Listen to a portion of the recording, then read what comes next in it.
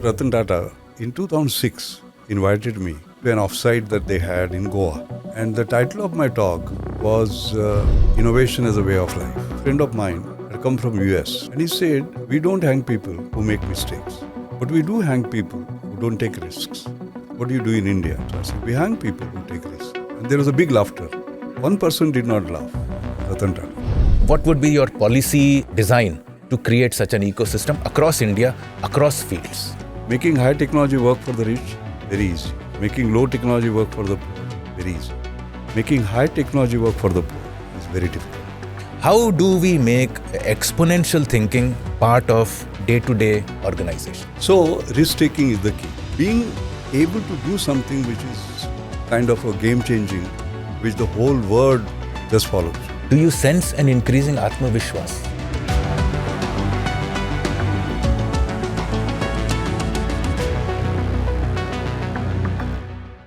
Namaste and welcome to the Rising India podcast, a conversation that tracks the opportunities in and hurdles before the rise of India. I am Gautam Chikermane, Vice President at the Observer Research Foundation. Our guest today is a scientist who, after heading and working with several institutions and delivering excellence, has become a walking institution himself. He was born in a very poor family in a village called Mashel in North Goa. His father died when he was 6. His mother was illiterate and took him to Mumbai in search of 2 meals a day. She did any job that came her way. He studied under street lights and walked barefoot till age 12. His big breakthrough came when he stood 11th among 135,000 students in the secondary school certificate examination in Maharashtra and received the Sir Dorab Tata Scholarship of 60 rupees per month for 6 years. This scholarship enabled him to study further, rise to the top of scientific organizations, and receive Indian and global recognition. He holds 3 of India's highest civilian awards: the Padma Shri in 1991, the Padma Bhushan in 2000, and the Padma Vibhushan in 2014. When he received the Padma Bhushan in 2000, there was a co-recipient, Mr. Ratan Tata, who died last week. So here was a Tata scholar receiving the Padma Bhushan alongside the head of the Tata Group, the same group that enabled him to study in his early days. In 1998, he received the Fellowship of Royal Society, the highest honor for an engineering scientist for polymer engineering. Over the past 364 years, there have been only 3 Indians who have received this honor. For more than a decade, between 1995 and 2006, he was the Director General of CSIR, or the Council of Scientific and Industrial Research, which he transformed into a user-focused, performance-driven, and accountable organization. He has served on the boards of several companies, including Reliance Industries Limited, Tata Motors, and Hindustan Unilever Limited. Today, he is the president of the Global Research Alliance, the world's largest network of publicly funded R&D institutes that work together to achieve Millennium Development Goals. He is also the chairperson of the National Innovation Foundation of India, which aims at promoting grassroots innovation to solve some of society's biggest problems. An author of 5 books, including Reinventing India in 2011 and Exprovement in 2023, he is generous with his knowledge. He has contributed a chapter in my book, India 2030, in which he has argued that by the end of this decade, India will be a producer of knowledge, not a mere consumer. He calls himself a dangerous optimist who lives by India first. If God were to grant him one wish, it would be to come back to Earth in 2050 to see for himself his dream of seeing India as a leading, advanced nation. I am talking about Dr. Raghunath Anant Mashelkar. Welcome to the Observer Research Foundation, Dr. Mashelkar. Thank you for joining us on the Rising India podcast. Thank you very much, Gautam. Thank you. So before I start, I want to congratulate you for receiving your 49th honorary doctorate yesterday. This time it is from Deakin University in Australia. You know, people collect stamps, they collect coins, they collect autographs and nowadays selfies. But in your case, universities are busy collecting Dr. Mashelkar. From all of us at the Observer Research Foundation, please accept our hearty congratulations and tell us, what are these honorary doctorates? Yes, thank you very much, Gautam. Let me say straight away that it's a great honor and a privilege to have this conversation with you. You know how highly I regard you in terms of your intellect, integrity, and vision. So this is a great opportunity for a dialogue. I love that. So thank you for giving me this opportunity.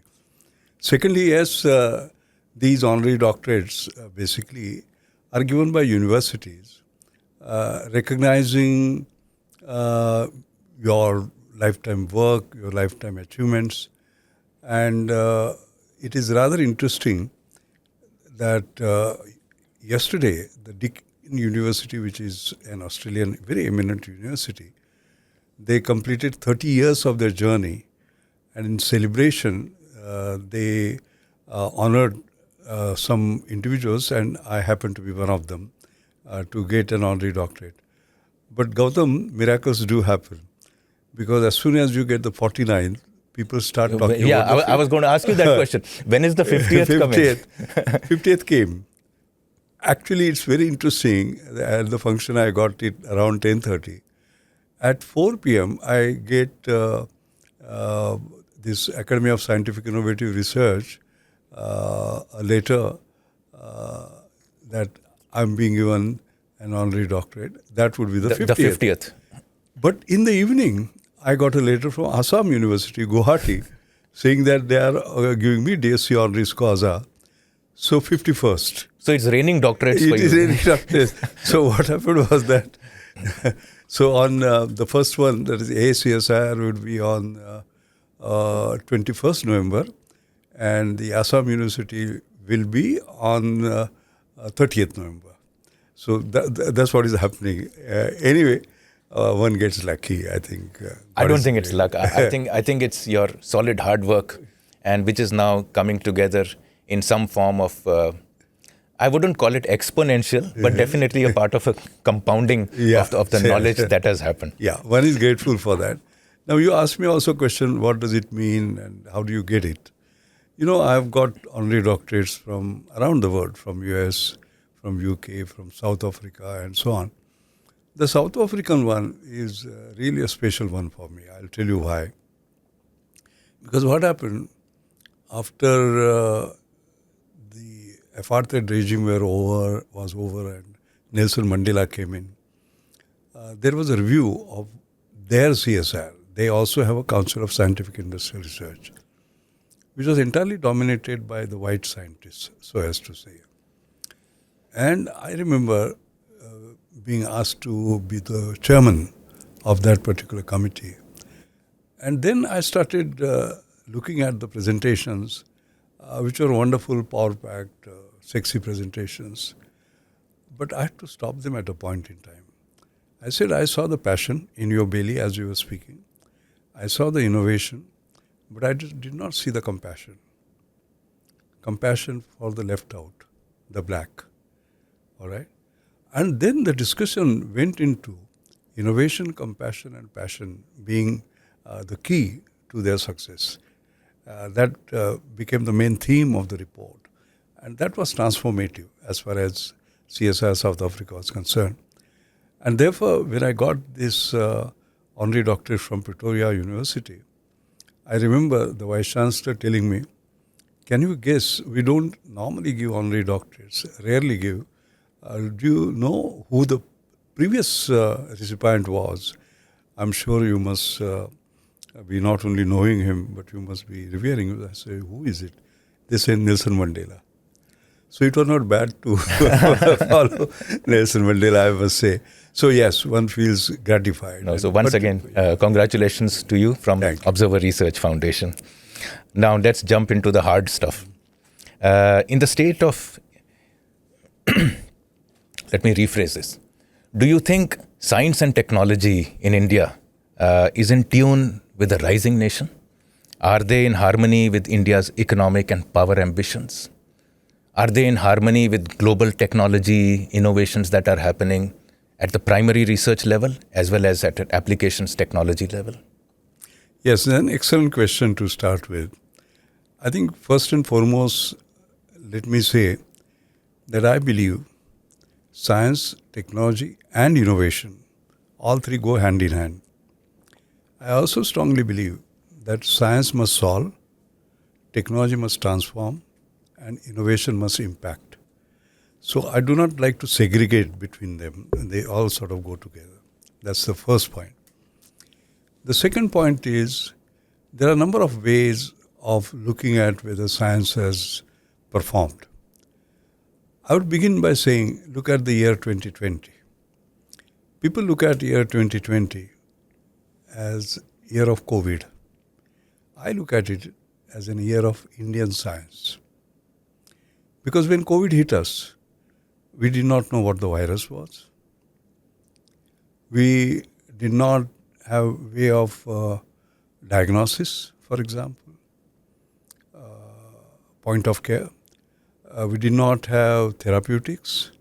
We did not have vaccines. We did not have personal protection equipment. And Gautam, I'm very proud. Within 1 to 1.5 years, we had it all. Okay. You look at, for example... And we even exported our vaccines to 100 countries. Yes, I was just going to say that. I mean, you look at, for example, the diagnosis. What was the state of affairs? We are importing from China, okay, in millions. And we had to return them because they were off quality. But our people, I mean, I remember I come from Pune, and from Pune, my lab, actually, within 6 weeks came out with a diagnosis kit, actually. It's a heroic story of a woman who was pregnant, basically the chief technology officer, and she delayed getting admission to hospital. Before submitting the data, she said, I can't. And the following day, she delivered. But within weeks, that was delivered. Not only that, we went ahead of the world, like IJIB, Institute of Genomics and Integrative Biology. They used CRISPR-Cas9 for the first time to develop something which can give you practically results within no time, rather than waiting for a day and so on and so forth. So not only we followed what was done, but laid and created our own. Vaccines, as you rightly said, Covaxin, for example, it is our vaccine. We had Covishield and Covaxin. Covishield was, of course, based on licensed technology by Serum Institute, a great institute. But Covaxin was our Krishna, for example. I remember as a young scientist supporting him while I was here, and he rose to that, and Bharat Biotech created Covaxin. And you are absolutely right. When we talk about hundreds of crores of shots, basically, they were developed and delivered on our own, saving sort of millions of lives. And as you rightly said, exported for the world, like our Honorable Prime Minister said, made in India for the world. That was done. So I would say all these investments which have been done over a period of time, if they were not done, we would not have been So it takes a crisis to create a critical mass or a takeoff point for science to flower. Would you articulate it that way? I would say that is a testing time. What do you do in such a situation? Okay, where all the capacities that you have built up, they actually in a conglomerated way express themselves. I remember, for example, Bhopal disaster. 2,600 people had died overnight. I was barely 42 and I was appointed as a technical assessor for the inquiry commission. And then people were saying we should get foreign experts. We said no, we have the capacity. National Chemical Laboratory, Indian Institute of Chemical Technology, other laboratories, etc. We all came together and unearthed what caused the accident, and that particular report is available in public domain. We didn't have to go outside at all. And similarly, as luck would have it, I was also appointed the chairman of the fire and explosion incident where 34 people died, Nagotna, Maharashtra Gas Cracker Complex of IPCL. And I remember once again people had said, go out and let's get experts. Nothing doing. Our own National Aerospace Laboratory, our own BARC, Bhabha Atomic Research Center, at that time Anil Kakodkar was heading it, those engineers, we could do the engineering science analysis of the accident. So that inherent capacity building, basically, and making sure that the science is ready when the country wants it to deliver has been always there. But then let me ask a more boring question. At a time of crisis, there is a lot of, let's say, crisis management and the human endeavor that rises to the occasion. And this is common across the world. Why can't we repeat this under normal circumstances? Why isn't India known for science? Imagine COVID is only one. Imagine there were 100 such COVID stories. Why are we dragging our feet generally? No, I think that's a very good question. I'm going to be very anecdotal in this interview because I've seen so much, 50 years. So I'll keep on coming with stories. Please do. So I remember the Science Advisory Committee to the Prime Minister.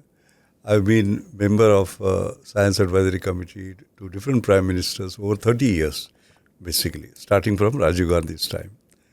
And I remember in Rajiv Gandhi's time, he asked us, we are a poor country, but there must be something, what are we good at? And Rodam Narsiva, who is unfortunately no more, pointed here and said, we have this. So Rajiv Gandhi asked, so what do we do with it? So then at that time what had happened was supercomputers, high performance supercomputers were denied to us. Yes, were denied to us. Cray didn't want to give them. US didn't want to because, their relationship with Soviet and they were not sure how it will be used and all that. It was strategic. And he said that parallel processing architecture-based high-performance supercomputers are being developed and we are all at the same level because there is no point in competing in areas where everybody is way ahead.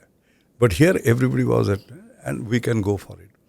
And I remember $10 million in 3 years were given and we created Param supercomputer. CDAC was created under leadership of Dr. Vijay Bhatkar and so on.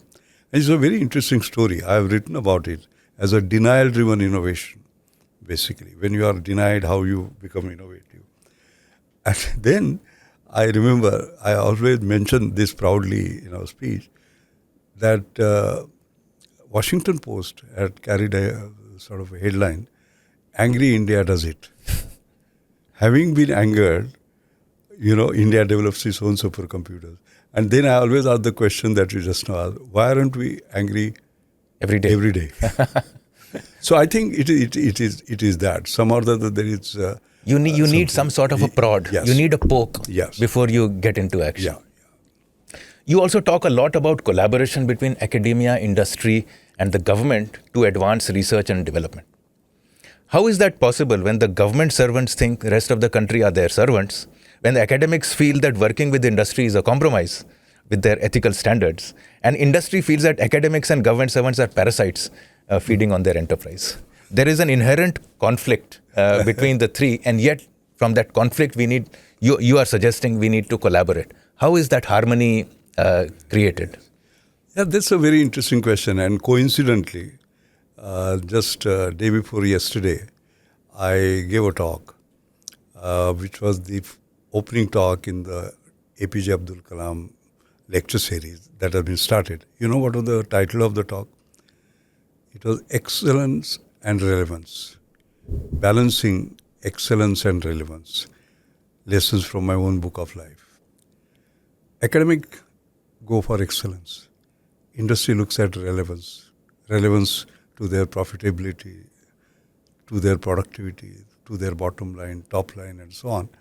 And academics are enamored by the excellence in terms of science and so on. And how the two can be blended. So let me begin with that because that's fundamental. Let's look at the foundational part. Personally, I believe there is nothing like basic research and industrial research. There is only science and its application. Application can come immediately or it can come later. Like Sir C.V. Raman. Raman effect came in 30s, but Raman scanner came much later, basically, so as to say, not immediately. I gave my personal example in that particular case, because if that is clear, then the rest follows. What happened was that in 1976, I came back to India. India was a poor country and did not have foreign exchange reserves like we have today. And I remember I needed a Weisenberg reagoniometer because I was trained in non-Newtonian fluid mechanics and basic measurements are done by that. Model R18, I still remember. You know, Gautam, it would take me 2 years to get it. The reason was DGTD clearance, not manufactured in India certificate, and so on. So I asked myself, I'm not getting that equipment. Do I sit like this or do something else? What has God given me? What equipment God has given me? This. So Gautam, I shifted my field to modeling and simulation, mathematical modeling and simulation, where you only require this. And there was a company called Indian Organic Chemicals, which used to manufacture the Futura, was the name, in Manali. And I was a consultant there. And Gautam, when I went there, I found the typical imported German technology, all black boxes. They don't know what was happening inside, and that's it. So I told them that, look, I will throw a torch of knowledge and basically tell you what's happening inside, modeling and simulation. But one condition, the new knowledge that comes out of it will be published by my PhD student, K.R. Nath, as research papers. And the benefits of that you can get in terms of improvement of productivity, product quality, you can have. Best of both worlds. That's the collaboration, academia and corporate collaboration. Yeah. So I'll tell you, then we wrote series of papers. You know, they were considered as kind of breakthroughs in terms of understanding what was happening. Now, here is the interesting part. S.S. Bhatnagar Prize is the highest science prize until the age of 45. That it is considered as a Muni Nobel Prize for young scientists. And it takes 5 years of work in India.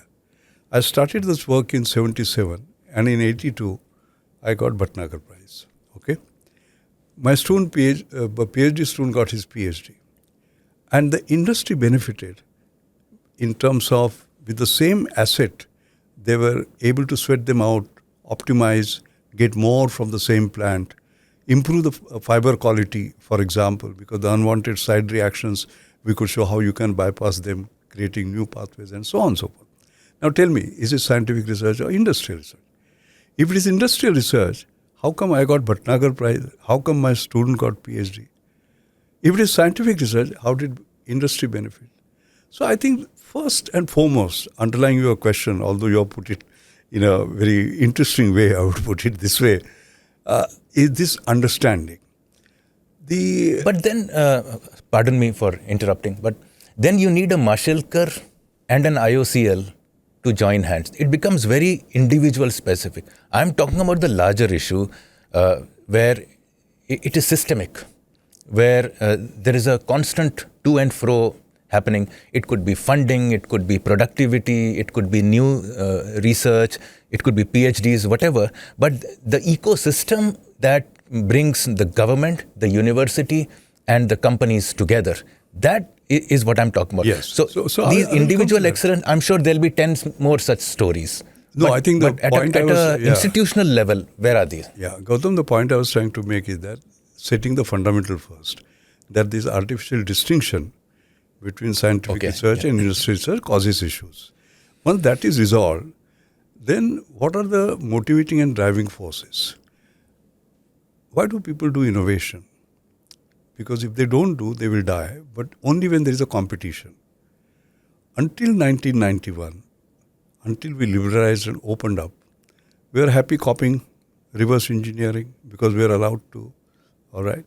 After that, the competition came in. And in order to survive, if you don't do innovation, you will die. So that's the driving force. You need to have driving forces. That's the first one. The second one is that the motivation always comes by looking at grand challenges, for example, for which people work. It is not just a disaster like Bhopal disaster or a COVID, but even grand challenges which are intellectually stimulating, economically sort of rewarding, and so on and so forth. So let me tell you about the biggest public-private partnership in India's history. That is called New Millennium Indian Technology Leadership Initiative. You know how many public institutions participated and how many private sector? More than 100 private sector companies and more than 250 institutions participated in that. I'll tell you the origin of that, okay, and how did it work out, because that will answer your questions. I remember again I'm going to be anecdotal. I remember year 2000, 18 February, I got a call from the then Finance Minister, Mr. Yashwant Sinha. He said, Mashelkar, I'm going to announce the budget. This will be the first year of the new millennium and something exciting for the scientists. Can you suggest something? I said, sir, yes. He said, then I asked him how much time do I have? He said, 30 minutes. Normally in Delhi you have 30 minutes. And I remember calling my stenographer, Sunil, and dictating New Millennium Indian Technology Leadership Initiative. And I wrote leadership in capital letters. Okay? And then I argued that so far we have not done anything that is first to the world or truly innovative where we are leaders. We have been followers. We have been fast followers. Okay? But not leader. Now, leadership requires risk, basically, because you are doing something that nobody has done before. Indian industry is not prepared to take the risk. Why doesn't government help it to take the risk? Okay? But on what? On grand challenges that the country faces. Okay? Secondly, we said industry will be partner right from word go. Because normally, Gautam, national labs, they develop something and then they go out, oh, is there a buyer? No. They are partner right from the beginning, so as to say. And then I also proposed something which was unheard of. That is, I said, government will give money to private sector. And that too at zero interest, basically. To be returned only if you are successful. This was not venture capital, it was adventure capital, as you can see. And then we put up the grand challenges. I'll give you some example. How did such a big public-private partnership came with the government coming in, the three players that you are talking about, okay? Government creating this scheme, industry participating enthusiastically, and public institutions participating enthusiastically. So we gave the grand challenges. For example, laptop was $2,000. I said, can you do it in $200? Okay? 10x. I'm not a 10% guy. No, you're an exponential guy. Exponential guy, 10 times. Okay, that challenge was met as a matter of fact. We did create sort of a thing, but later on, we did not have the ecosystem to take it forward. Basically, it was launched in 2005. That was unfortunate anyway, because from idea to impact, you have a journey. That was not made. Tuberculosis, that is one of our problems. It used to take 6 to 8 months, okay, for getting TB cured. We said, can we do it in 2 months? It's a grand challenge because what happens is that the poor are tired of taking 8 tablets a day, so they stop. After temperature becomes normal, their weakness goes, appetite comes back. That is where you get disease-resistant TB strains. So we said, can we do that? And we had a breakthrough. We had a new molecule for the first time. After 1963 rifampicin, okay, it went up to phase 2, basically, and then there were some side effects, so it had to be dropped. But there were other ways where talent, technology, and trust came together. A brilliant example I will tell you. Bioinformatics. 2000, bioinformatics was a big word. But Accelerus, the software, which was the best, would cost about $500,000. Now, small biotech companies couldn't afford it. So, we decided we'll take it on. I went to Dr. Vidyasagar, who was the senior vice president at TCS. And I said, Vidyasagar, 10x. 10 times better, 10 times. He was also crazy like me. He says, sir, done. Okay. Now, why did I go to him? Because my labs had the domain knowledge, but they did not know how to make a product. And he could put some 80, 100 engineers who knew how to make a product. And the capital. And the $500,000. Yeah. Then what happened was that, but they had that expertise, but they did not have any knowledge in biology, new biology in particular, like functional genomics, structural genomics and so on. So Gautam, I lined up 19 laboratories, Center for Cellular Molecular Biology or the Bioinformatics Center at so those 19 players and TCS worked together, and within 18 months they created BioSuit, which was launched in San Francisco Bio. Okay, within 18 months. Public-private partnership, which was based on talent, drawn from industry, on making a product, drawn from institutions, giving domain knowledge, and a product which was marketable. Then what they did was that later on they didn't want to sell it as a software, and they created it as a platform and set up a separate company. That was a big success story. But here comes the trust part of it. What was the trust part of it? Did I float a tender and say, come on, compete? No. I took a call from here, TCS are the best, and I went there. When I went to, and when Vidyasagar went to his board, they said, Arey, why are you robbing poor CSR? We can give this money to you. He said, no, I'm getting access to knowledge of 19 laboratories. And when I went to my board, basically they said, Arey, you are giving money to rich Tatas? I said, no, I'm seducing them to invest in creating new bioinformatics. It was trust-based. Can I do it today? I doubt. You understand? No, today you can't. The L1 problems or even L2. Exactly. So you require that ecosystem. You keep on talking about the ecosystem that is based. So you mean institutionally perhaps India is not ready for such an ecosystem? Politically we are not ready for such an ecosystem? I wouldn't make a black and white sort of a comment on that. I would say we can do better. We have progress. We can do far sort of better. When it comes to trust, actually, it is our psyche, Indian psyche, for example. I'll give an example. Later on, I will talk about Anjani Mashelkar Foundation and what I've done. But I'll tell you about one of the sort of winners of that. If you have dengue, it normally takes 1 or 2 days to find out whether you have or you haven't, and at what stage you are. Now here was Naveen Khanna from ICGB, who created a dengue test, which he called a 1 day, but it is actually a 15-minute test. Within 15 minutes, you know whether you have dengue and at what stage it is. It got USDA FDA certificate. It had got US patents. Then? Nobody would take it. Why? Because we're importing from US, from Australia, and from South Korea. Okay? He was struggling. Then pandemic came, and all the kits were getting exhausted very quickly. We went begging to these countries, asking for large volume in a very short time. US said, no, we can't supply. Australia said, we can't supply. South Korea said, we'll supply. As luck would have it, they boarded those kits on a wrong ship, which went to Africa.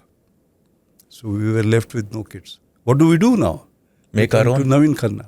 We went to Naveen Khanna for his market share at that time was 0%. Today it is 75 to 80%. If that ship had come at that time, it would have been still 0%. So when I talk about trust, it's not a question of just blaming the government or blaming bureaucracy or blaming politics. It is not that. It is our Indian psyche. In fact, I have an interesting cartoon which I show that there is an eye doctor who is examining the eyes of a patient, and he says, sir, there is a particle in your eye Should I take it out? No, I'm asking because of foreign particle. You understand? Yeah. So I think that's what we have to do because... No, so let me take this further. I didn't know all this. So based on what you have done and the successes that you have been able to create between government, industry and academia, how would you design an ecosystem? What would be the, let's say the boundaries and what would be the limitations in designing such an ecosystem? In India, we generally say somebody will cheat and run away, somebody will take excess profit, some file in the bureaucrats' waste paper basket will keep lying there. The politics will enter that they're helping this company and not that company, etc., etc. But let's say you get a clean slate. Let's say you're a politician and a scientist. What would be your policy design to create such an ecosystem across India, across fields? I think that's an excellent question. As a matter of fact, we have, that is Ajay Shah. He's a great economist. Brilliant. He's brilliant. He's absolutely brilliant. In fact, his book on economic policy, yes, it's a fascinating read. Yes. The art and I was science. lucky to read it in the Yes. He had sent it to me before it was published for Art comments. and Science of Public Excellent Policy book. Making. He and Kelkar. He and Dr. Vijay Kelkar, yes. And he, Suzanne Thomas and myself, that means two economists and one scientist, we have written a recent paper which actually answers your question. Oh. Yes. In terms of setting up an innovation policy, where private sector has a big role to play, and we are taking examples like NASA, for example. They don't build their own laboratories, but they contract out. And while contracting out, all that you say, that it is not misused or it is not just... The checks and balances. And there are models on how they actually sort of work. National Institute of Health, for example, how they work. And our New Millennium Indian Technology Leadership Initiative.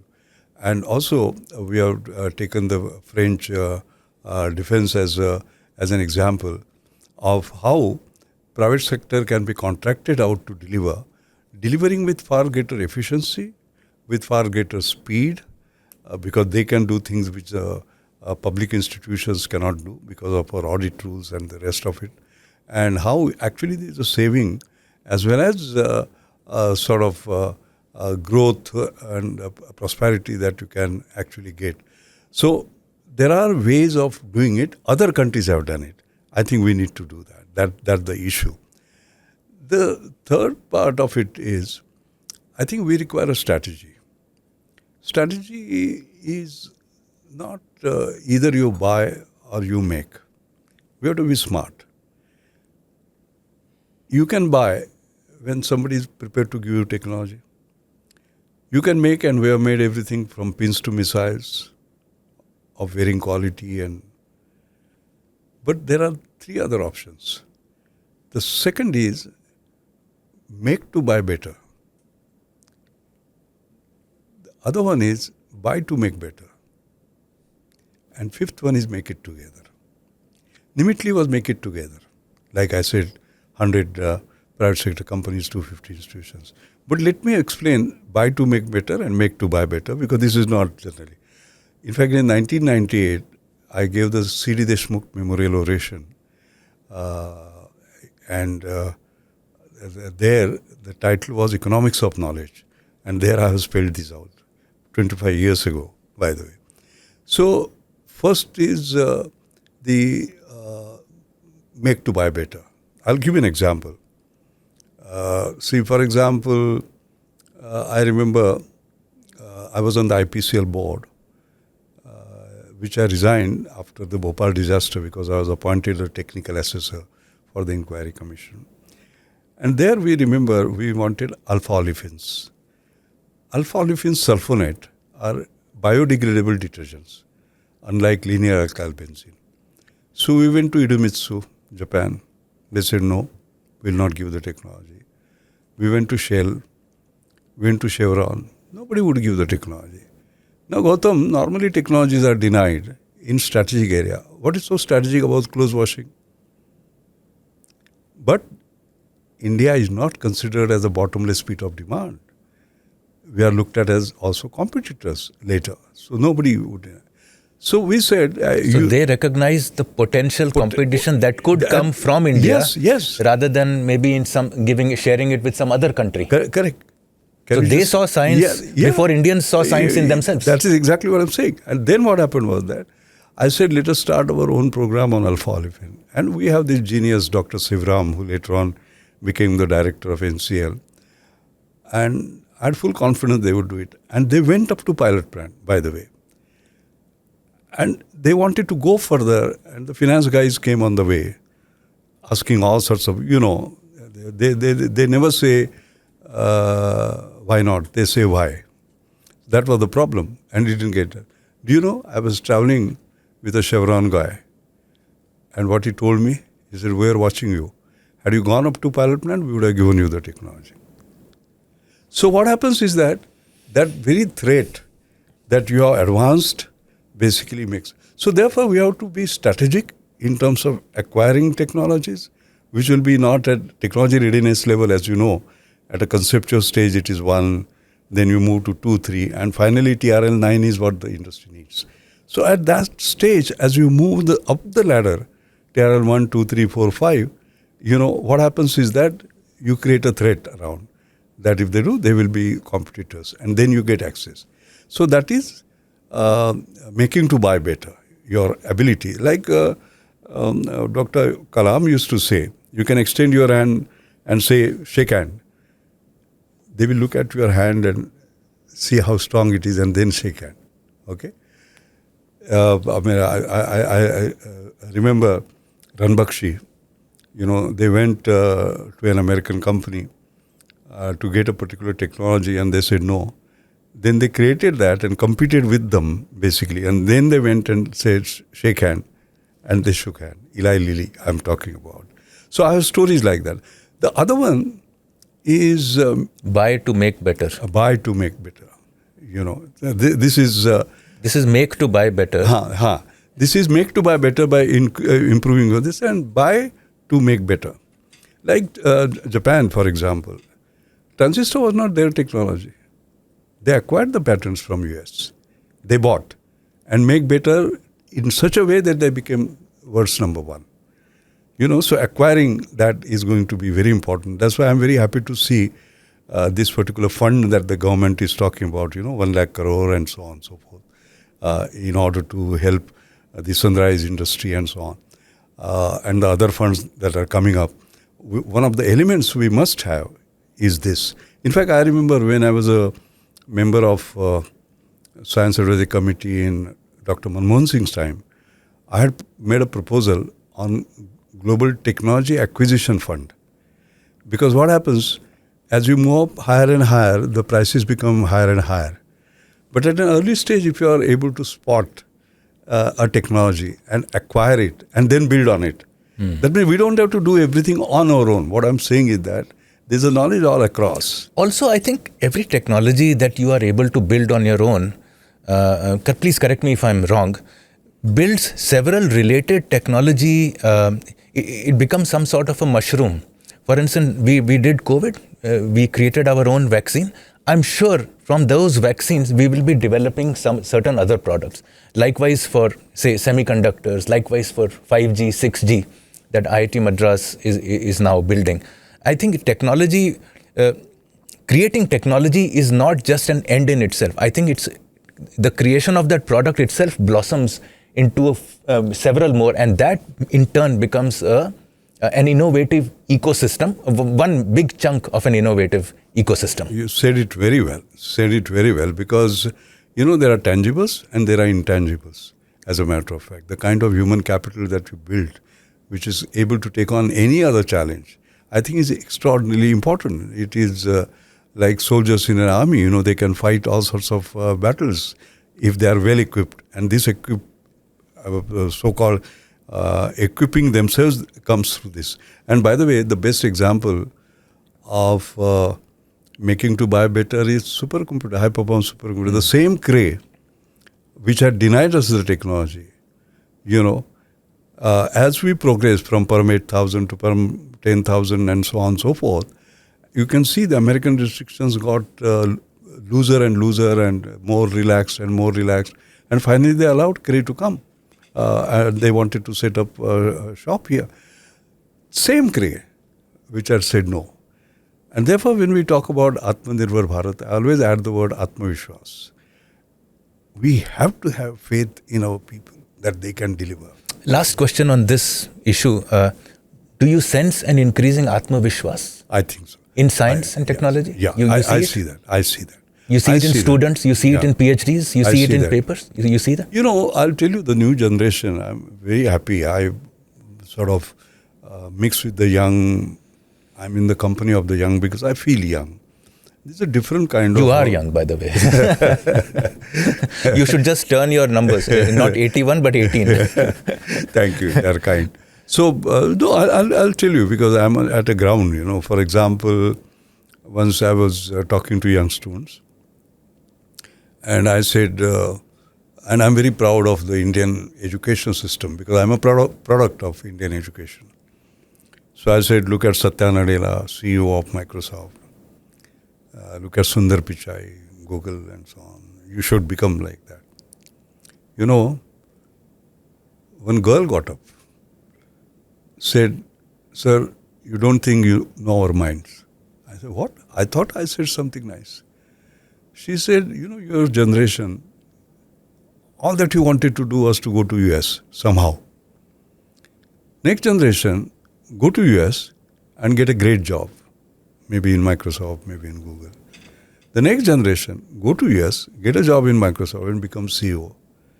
Not our generation. We want to create our own Microsoft. Fantastic. Our own Google here in India. Fantastic. I'm telling you, Fantastic. this Yuva Shakti. You watch that girl. Her career is going. She's got that fire inside. Yeah, her. fire inside. And it was a girl, not a boy, who sort of got up. You know? So I think we owe it to these young people. Their aspirations are their possibilities. And they are aiming at Everest. We must make sure that they go to Everest and not get stopped at Kanchenjunga or remain. We should on provide them the Mount kits and, Yeah. and everything necessary to enable them to get Yes, there. Absolutely. And therefore take our country there. Absolutely. So in your book, I'm going to change topic, Exponentials, you talk about India and the potential to use innovation to deliver exponential growth. So I have 4 curiosities here. Okay. So the first curiosity is, what is this exponential paradigm? Yeah. Let me explain that. You know, I'll give an analogy of a pond which has lilies. And then lilies have this interesting habit of doubling up every day. On day 30, the pond is full. So what day will it be half full? 29. On 28, quarter. 27, 1/8. And 26, 1/16. 1/16 is 6%. So you visit that pond on the 26th day of that month and you find it is empty. 94% is empty. You give it up. But come after 4 days, it is full. That is the exponential part of it. That's the power of doubling. Is India doing it? Answer is yes. Look at, for example, startups. We had 476 registered startups in 2016. 2021, we had 70,000. Okay. Today we have close to 100,000, 70,000.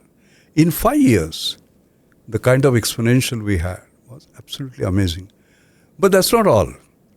Until 2016, we had one unicorn. As you know, one unicorn is $1 billion market cap company, valuation. We used to have one unicorn per year. Okay, 2021, we had almost one unicorn per week. I'm saying almost because there were 44, not 52.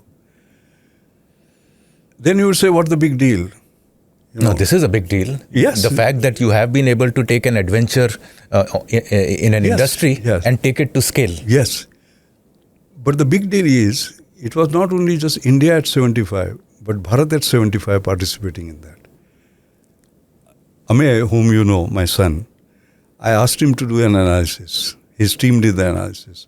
of how many of them are from IITs, IIMs, and how many of them come from Tier 3, Tier 2 and other cities. 50% of them came from Tier 3 and Tier 2 cities. Can you just imagine? That's a the young fire. son, That's the fire. That's that girl who pointed it out to you. Exactly. That is that force. Exactly. So Tier 3 cities, can you just imagine sort of you're having it? Of course, the story changed a little later because of some headwinds, etc. That's a different matter. Okay, but we are on that particular path. That is exponential. You look at payments, for example. Amazing. We are the most unbanked country. Yes. Within 5 years, 46.2%, in 2022, 46.2% of those transactions were done by one single country. From close to zero. That is an exponential. Look at... I keep telling a lot of people who come from abroad that every 1 month or every month, I have to upgrade my data because in terms of the transactions on UPI, Yes. It went from the GDP of Greece to the Qatar and so on. Every month, we are creating in transactions the GDPs of various countries and which are rising. Brilliant. Last year, we created a GDP annually of Russia. Yes. $2 trillion. Brilliant. I could not have put better way. I will use your arguments now. They are very powerful. You look at, let's move away from the digital part.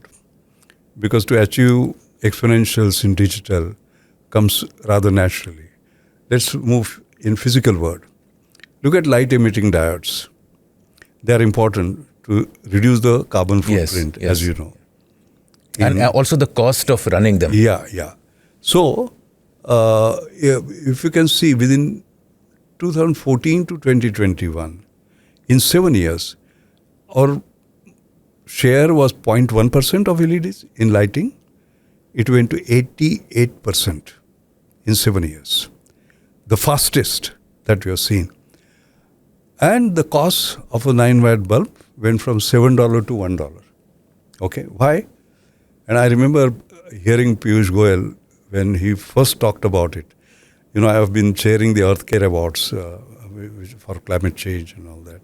And he was the chief guest and he mentioned about how they are going to do bulk buying, actually, you know, in order to reduce the cost. And he did it, basically, you know. So there was, because we have to realize that innovation comprises technology innovation, business model innovation, system delivery innovation, workflow innovation, process innovation, policy innovation, and a combination of these. Now here was an interesting combination. Demand aggregation to reduce cost was an innovation. And then there was system delivery innovation. EESL was created, if you remember, and the speed at which we sort of took place. So Gautam, this is an example, and I can talk for 1 hour in terms of these sort of explanations. I don't think you have that kind of time before your next lecture. Yeah. So let me quickly come to the second curiosity. What is the difference between exponential and incremental? Yeah. So the India's GDP is rising at 7% on a real basis and about 9 to 11% on a nominal basis. That is incremental. It is being driven by some exponentials? Well, all that we discussed just now are, of course, contributing to it. There are several factors, as an economist would put it. But what I'm sort of trying to emphasize is the innovation part of the exponential, basically. So for companies, therefore, the mind design needs to move away from trying to increase sales by quarterly 10%, 15%, exactly, to doubling or 50% or yes, 80%. Those how do companies do that? Yes, and that's why I Reliance. I've been on the board for 17 years. As you know, growth is life was their sort of mantra. Then it became innovation as a way of life. As you know, I chaired the Reliance Innovation Council. We had great Nobel laureates like John Merlin You're still chairing it, aren't you? No, that is gone. I'm now chairman of New Energy Council. That's a different matter. As you know, Mukesh Bhai is investing $50 billion in that. So we had great people like that there. And we wanted to make innovation as a way of life, not just coming top down, but bottom up. Combine the two, it becomes innovation-led growth. But they want exponential growth. As you know, they have been growing exponentially. In fact, even despite being India's largest company and India's most valued company, Reliance alone has been pulling the Sensex with a spectacular growth. And so, value creation that it has done in the past 5 to 7 years. Yeah. So that cannot come by incremental innovation. You can't get exponential growth by. It has to be disruptive, game-changing. Let me give an illustration. My book, Experiment. Experiment is not a word you will find in dictionary. We have coined it. What does that mean? Exponential improvement. Okay? But then there is sort of a subtitle, and the subtitle is Exponential Improvement by Converging Parallels. Now there is a contradiction there. Parallel lines do not they converge. never do. So therefore the basic issue is, if you start connecting the seemingly unconnectable, you can create experiment. For instance? So I'm going to give you this instance. Henry Ford started manufacturing cars. It used to take 12 hours for assembling one car.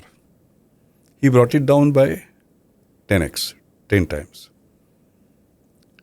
Cars cost was very high. That came down by a factor of 10x. Okay. How did that happen?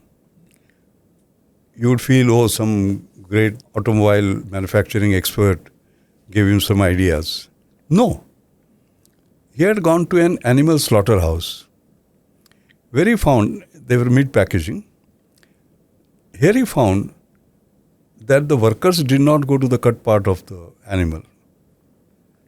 That cut part came to him. He was where he was, basically, That gave him the idea of an assembly line.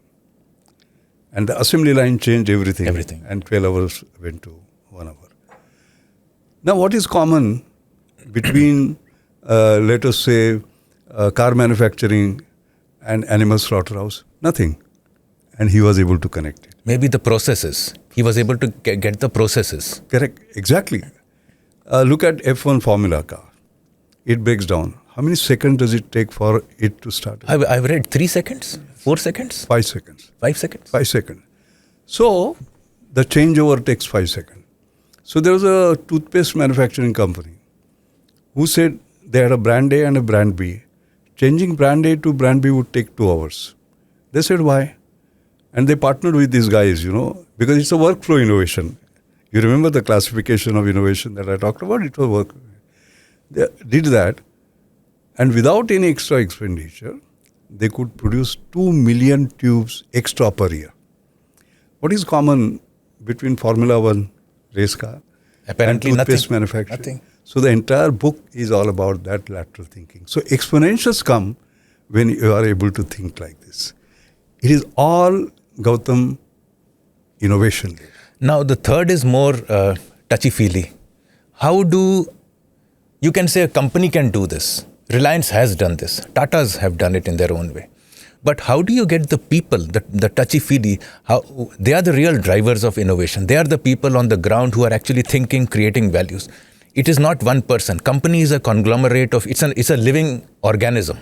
People go out, come back in, knowledge transfers happen, tie-ups happen, technologies are bought and sold, new customers' feedbacks are taken into account. It's a very complex organism.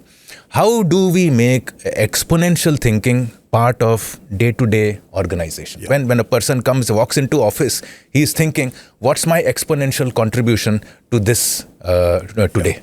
Yeah. See, linear thinking has no risk. 1%, 2%, incremental. Renovation, no problem. Innovation is a problem. हम तो renovate करते हैं ना. So, risk-taking is the key. So, here is another anecdote. Just as I've been on the Reliance board for 17 years, I've been on Tata Motors board for 10 years or so. So, I remember Ratan Tata in 2006 invited me to an offsite that they had in Goa, where all the seniors, were going to meet. And the title of my talk was Innovation as a Way of Life. Okay? And then I talked about risk-taking. And I narrated a story, and there's a real one, where a friend of mine had come from US. And he said, we don't hang people who make mistakes. But we do hang people who don't take risks. What do you do in India? So I said, we hang people who take risks. And there was a big laughter. One person did not laugh, Ratan Tata. So during tea time, he asked me, what you said was right. How do I make us within Tatas take risk? So I said... Which year was this again? This is 2006. 2006. Mm-hmm. That's about 6 years after both of you got your Padma Bhushan. Padma Bhushan, that's correct, yeah. No, we have a lot to go together. 2000, we got Padma Bhushan together. 2010, we were both elected on the same time. American Academy of Arts and Science, and 2005, when there were leadership awards, national leadership awards, he got it for industry, 11 but for social, and me for science and technology at the hands of President. So we have received lots of things together. Lot of parallel tracks that have converged together. Converged together. But coming back to this, so I said, celebrate those who dare to try. They created a program called Daring to Try. Okay. Where unorthodox ideas, risk-taking, will be supported. I remember I was chairman of the jury for the first year. And there was a breakthrough, but because it did not meet it made the performance envelope part of it, but not the price part of it. So it didn't get, actually. So what happened there are two things. That program, which encourages risk-taking, today, it started in a small way. Can you believe they get 3,000 entries per year across 75 companies, Tata companies today. Not only that, Tatas are all over. So they get them from those companies globally. In Europe. Yeah, globally, actually. That's the most hotly sought after this. Then you would say, but has it been institutionalized? It has been. Then you will ask me, how do you know? I'll give the answer. So Tata Motors, once I was the chief guest for their prize distribution. And there were stalls. There was one stall which had succeeded in that Daring to Try award winners. And they proudly put it up there. Yes, we did it. There's a second stall. They were trying out some hoary ideas. And they say, we are at it. And there was a third one. We said, Gautam, we tried but. They were displaying their failures proudly. Okay. But they were proud of the fact that they tried to go to Everest and not conquer Hanuman Tekadi. Fantastic. That is institutionalization. Fantastic. And they get encouraged for trying. Yes. Similar thing is in Mahindra, for example. I saw that particular program, but they were using fail in their these things. I said, Anand, don't do that. Don't talk about failure. So once again, we changed the sort of nomenclature. Language matters because language decides how your mind is thinking. Yeah. And in Reliance, we have these beyonders. Yeah. Kurukshetra. Mission Kurukshetra was democratization. But beyonders were those people who took risks and we supported them in terms of thinking big and so on and so forth. There were two. So these are happening. These are happening. And they right now they may be in some islands of scale, but gradually you may, like startup system, I'm sure there a lot of risk taking would be, you don't want a routine guy in your team when you are in a startup mode, when everybody is expected to quickly change, the market dynamics change, the financing stops, everything, it moves at a very fast pace. So you want people who can change rather than those incrementalists who will come into the office, drink their coffee, do their emailing and go back home. Yeah, absolutely. And Have you seen it in startups? You work with a lot of startups. Have you seen this idea in startups also? Yeah. You know, when we talk about the new fields that are emerging, and I get great sense of it because of Amer, because he's right in the middle of it. Amazing stuff is going on there. Amazing stuff. Talent, technology, and trust. We have to back them. That is the issue, really. So my last curiosity here is, and you've already answered part of it. My question was, how are these exponentials possible at scale? So let us even take Reliance, Tatas, and Mahindras out of the discussion.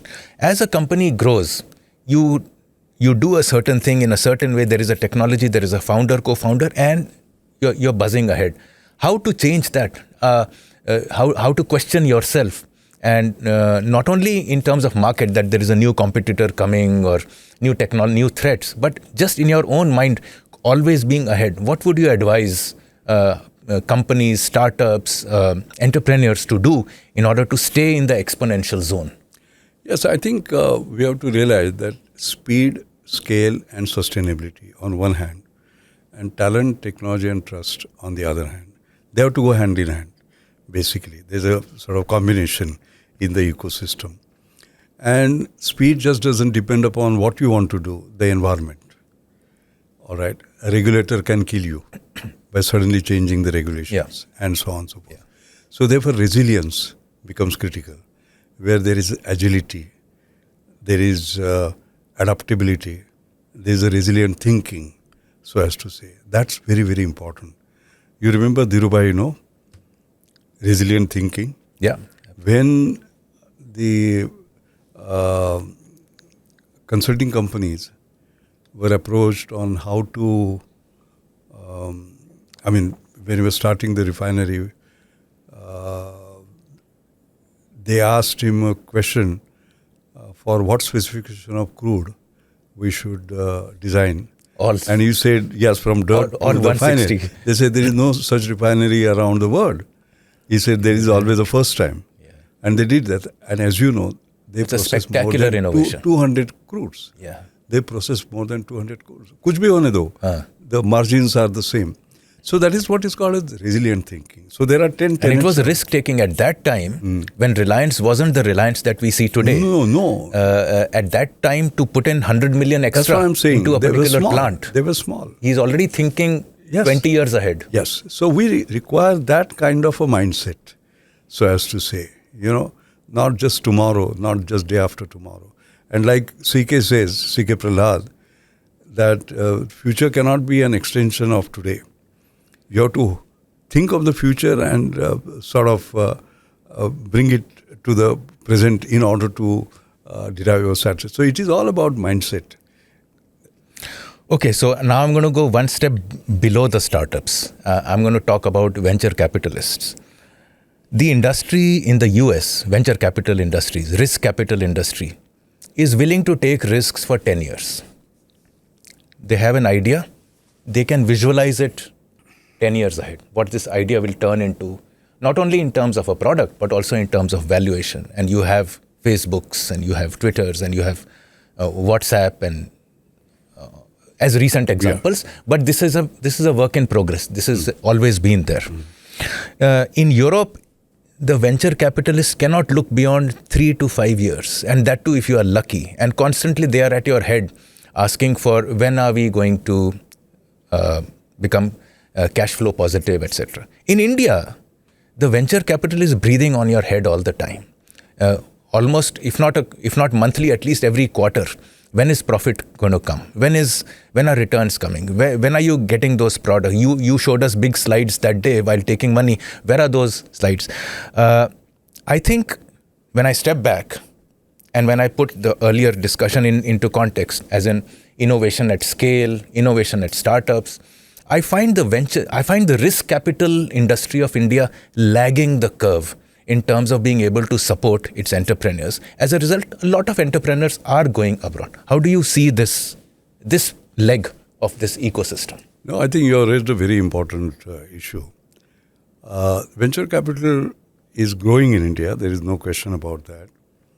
Excepting for 20 to 23, as you know, we had a dip from $21 billion to something like $9.8 billion, etc., because of certain other headwinds that we had. But now again we are picking up.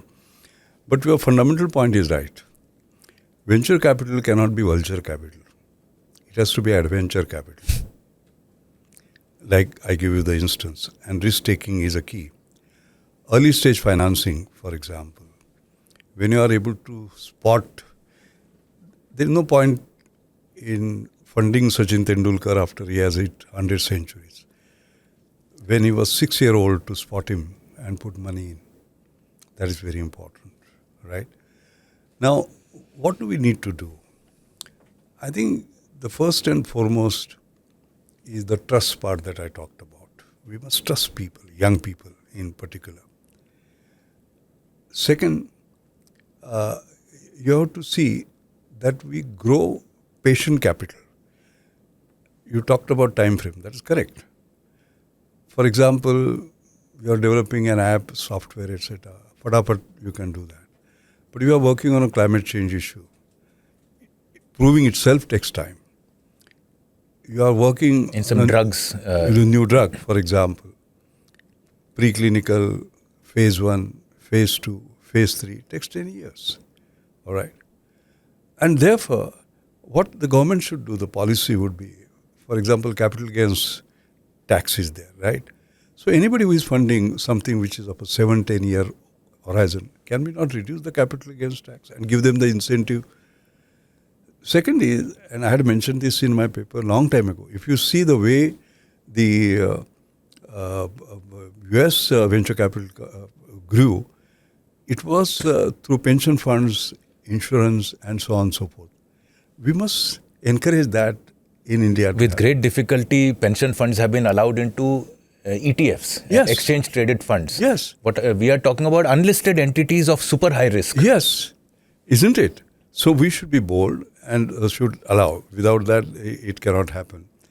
Otherwise, what is happening is that, like climate change, as you know, some high net worth individuals like Bill Gates and like Mukesh and others came together to put up a fund which was patient capital, basically. That is one way of sort of doing it. But I'm very happy and proud to tell you about what happened just on 25th of September. What happened on that day? Keki Gharda turned 95 and it was his birthday. And on that birthday, I remember helping him cut the cake and feeding him, and that was the last feed because, you know, within a week he passed away. But before that, his last act was something fantastic. I'm very proud to tell you, they have created Keki Gharda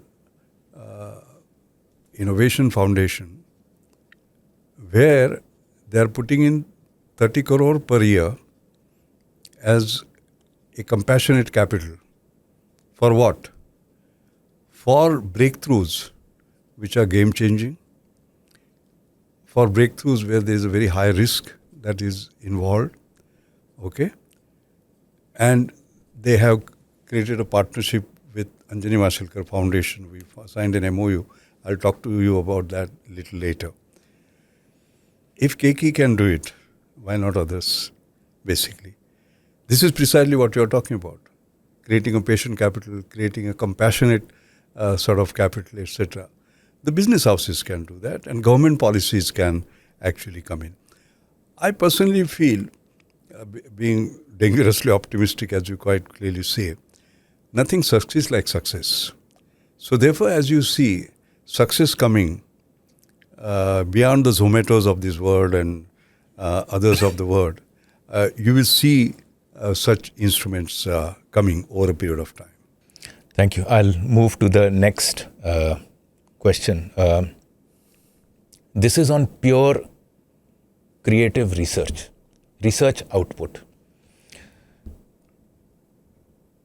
From 2020 onwards, there has been a rise in India's presence in the papers published in Nature, which is in among the best scientific journals. We are at number 9 now, ahead of Italy, Australia and Switzerland. We are below China and US. We are less than 1/10 the scholarly output of China and the US, 1/3 of Germany, half of Japan's. But the trends are encouraging in terms of the increase. India, while US is down 7%, Germany is down 6.8%, Australia is down by 9.4%, Russia is down by 17%. So India is up by 14.5%, China by 13%. So I have 4 questions here. First, is the rise in papers in Nature a sign of a shift in scientific research also from the West to the East? Yeah, it's a very good Are question. we getting greater credibility now? Yeah. It's a very good question. What does nature mean? Paper in Nature undergoes the greatest scrutiny, and the acceptance rate is very, very low among the papers that are submitted. And unless there is something disruptive or game-changing or real new advance, they don't. Because, when you create knowledge, one is to put buckets in a sea of water. It doesn't make a difference. But another one is to create a wave. That makes a difference. So such papers are published in Nature. From that perspective, it's a good news that we are appearing more and more. That's the first part. The second part is that I will not rely too much on publication in Nature. Nature has made mistakes over a period of time. Yeah, for instance, they have become political. They are now publishing political commentaries rather than scientific inquiries. It's unfortunate, like what they have done for Russia, for example. Yeah, they've cancelled Russia. Cancelled Russia. This is not done. Science is science, basically. Climate change also, they take sides. COVID time, you remember? Yes, absolutely. Yes, and so on and so forth. So that is one part. I'm not talking about that. I'm talking about scientific excellence. Look at fundamental breakthroughs. If you see DNA, structure of DNA was determined by Khurana. Watson and Crick. Watson and Crick, yeah. Watson and Crick. And that paper was published in Nature. But where did they get the clue from? From the X-ray diffraction patterns. And the lady who actually did it sent her paper to Nature that was rejected. Today, this jumping gene paper of Professor McClintock was rejected by them. PCR, polymerase chain reaction, which has revolutionized the world, was rejected by them. Stephen Hawking, his paper, yes, on black hole radiation was rejected by them. And so on. I can go on, by the way. I have a list of these. So I wouldn't say, yes, you publish in Nature and you are a star and the rest of it. But what I would put it in a very different way. Again, I have to go to an anecdote. What we need to do is to make it count, so as to say. What has happened is that new windows are opened and then we look through those windows. For example, Bednorz-Muller, they have a breakthrough on superconductivity. All of us rush. Graphene, there is a breakthrough. All of us rush. Okay. Fullerenes, breakthrough appears. All of us rush. So field is plowed by somebody else. When are we going to plow the field ourselves? That's the first question. The second question is that we are opening up, they are opening up the windows and we are looking through those windows. When are we going to create windows from which they will look at? What do you do for that? I presented day before yesterday some of my own work, and that is Dr. Ashish Lile and Shaini Verghese and mine. In terms of breakthrough that we had a breakthrough called acrylyl 6-aminocaproic acid, a molecule which creates an unbelievable magic of hydrophilic hydrophobic balance. Do you know where it is used now? In MIT. Bob Langer, who is considered as a kind of a equivalent of Nobel Prize winner in engineering, he used it to create what he calls as the best device that he could in terms of enteric implant in the last 40 years. Breakthrough in NCL being used by them. Where was this published, the paper? This- Not in Nature. No, this was not published in Nature. It was published in Proceedings of National Academy of Science. Okay? The same has been used for stem cell differentiation. Same has been used for biomineralization. And same, there is a patent that Halliburton has taken on oil well drilling in terms of selective plugging. We would have never imagined things of that kind. I like Indian science to be this, where we make the breakthroughs. We open the windows and the others look at it. I'm finding that making the breakthrough is no longer an issue because people are applying them. So my question is that we are still dependent on a nature or an equivalent rather than having our own. For instance, why don't we have a journal, say by IITs or by the medical AIMS or etc., which is a world-class journal, which is a top 50 journal, where globally people come and say, oh, we are in this journal, rather than we saying we are in Nature.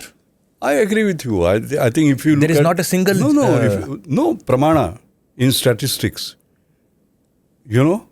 Marav's time it was created, it is still considered among the top few in the world. So it is not that we just don't have. I'm not so bothered about it. For example, China doesn't have its own journals, although China is leading today. So that's not the issue. I think the issue is about being able to do something which is kind of a game-changing, which the whole world just follows you. You will not get... I remember the Fellowship of Royal Society, for example. It's very interesting. Why should only 3 engineering scientists in 364 years be elected to Fellowship of Royal Society? Absolutely. Rodam Narasimha, he is no more. Professor M.M. Sharma, my guru, and myself. And we pride ourselves in engineering science. I also sat on the selection committee of FRS. They don't look at H index, they don't look at citation index, they don't look at all these parameters. What do they see? They see, supposing impact. you have had 479 papers. Supposing you put a delete button on 479, would science have turned a little left or little right? Simple. What difference you have made? Impact, outcome. Absolutely. Applications. So the Nobel Prize this time to the generator of AI in physics. Yes. That kind of research. That kind of a thing. Or mRNA, and things of that kind. So therefore, we have to move towards that. What you have to do is that you suddenly cannot pole vault to that. You have to gradually. Look, I'll tell you the experiments I did when I was Director General of CSIR. CSIR is Council of Scientific and Industrial Research. We do science as well as industrial research. The only thing I'm saying is that it should be Council of Scientific Industrial Research. In a sense, our industrial research must not be based on copying and pasting, but based on solid science. And our science must have relevance, basically, the combination of the two. That was my sort of talk. So how did we improve the quality? I'll tell you, systems respond to it. When I became the DG, I took all 40 laboratories and I would simply publish the average impact factor in which they had published their journals, of their research papers. All 40 laboratories. There was a competition to being among the top 2, 3, 4, 5. Our biology labs were ahead and the chemical labs followed. Our engineering was sort of way behind. And you can see the dramatic shift by which they... Then I raised the bar. What did I do? I said, I will now count only those that appear on the front page, cover page. Why? They will appear on a cover page because there was a breakthrough. You raise the bar and you can quite clearly see the system's response. At National Chemical Laboratory, for example. The entire... Yes. At National Chemical Laboratory, in 39 years, we had 0 US patents. Okay, and they became important because I said National Chemical Laboratory should be International Chemical Laboratory. The reason was, anytime we did something which was ahead of the rest of the world, I went to Indian industry. They would say, but have they done it? Japan done it? US done it? Europe done it? How can you do it? So on very first day, 1st June 1989, In an auditorium of 540, we broke all the rules and there were 1100 people. All safety rules were broken. And I gave this dream that will be International Chemical Laboratory. I'm elaborating that because this is what needs to be done. And what I explained to them why. And I talked about General Electric, because I'm a polymer guy, my research has been polymer, and they had a breakthrough. So I said we should be able to license our patents even to GE. Somebody saw me after the lecture. He said, do you know the GE's budget, R&D budget is 2.5 times India's R&D budget. I said, it is the power of idea that matters. Okay. And since you talked about GE, we'll take on GE. And because I had gone into modeling and simulation, as I said, of PET, I said, why don't you do it for polycarbonate? They had 40% market share, GE.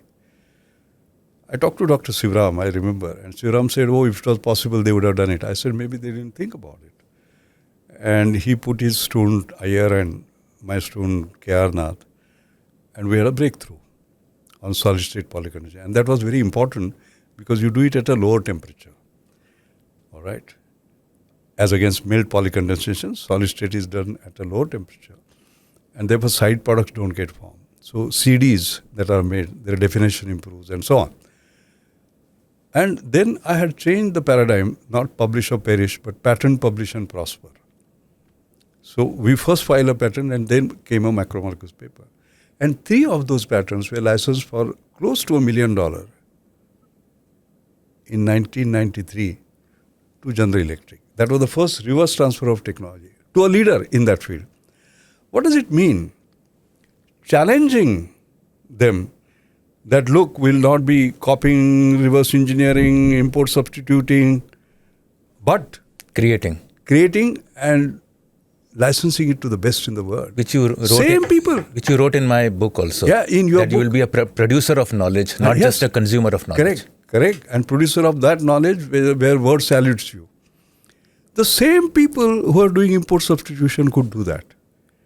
I think it is all about rising to your potential. So how do you inspire a group of people who are cutting edge in their fields, intellectuals, scientific intellectuals, into transforming the way they see themselves, or they see the way they see their research, or the way they go about doing that research, changing? Suddenly, it's a paradigm shift. What you are telling me is a paradigm shift. Right? So they must be doing incremental stuff. Now, suddenly, because of this paradigm shift, they are moving into innovative things.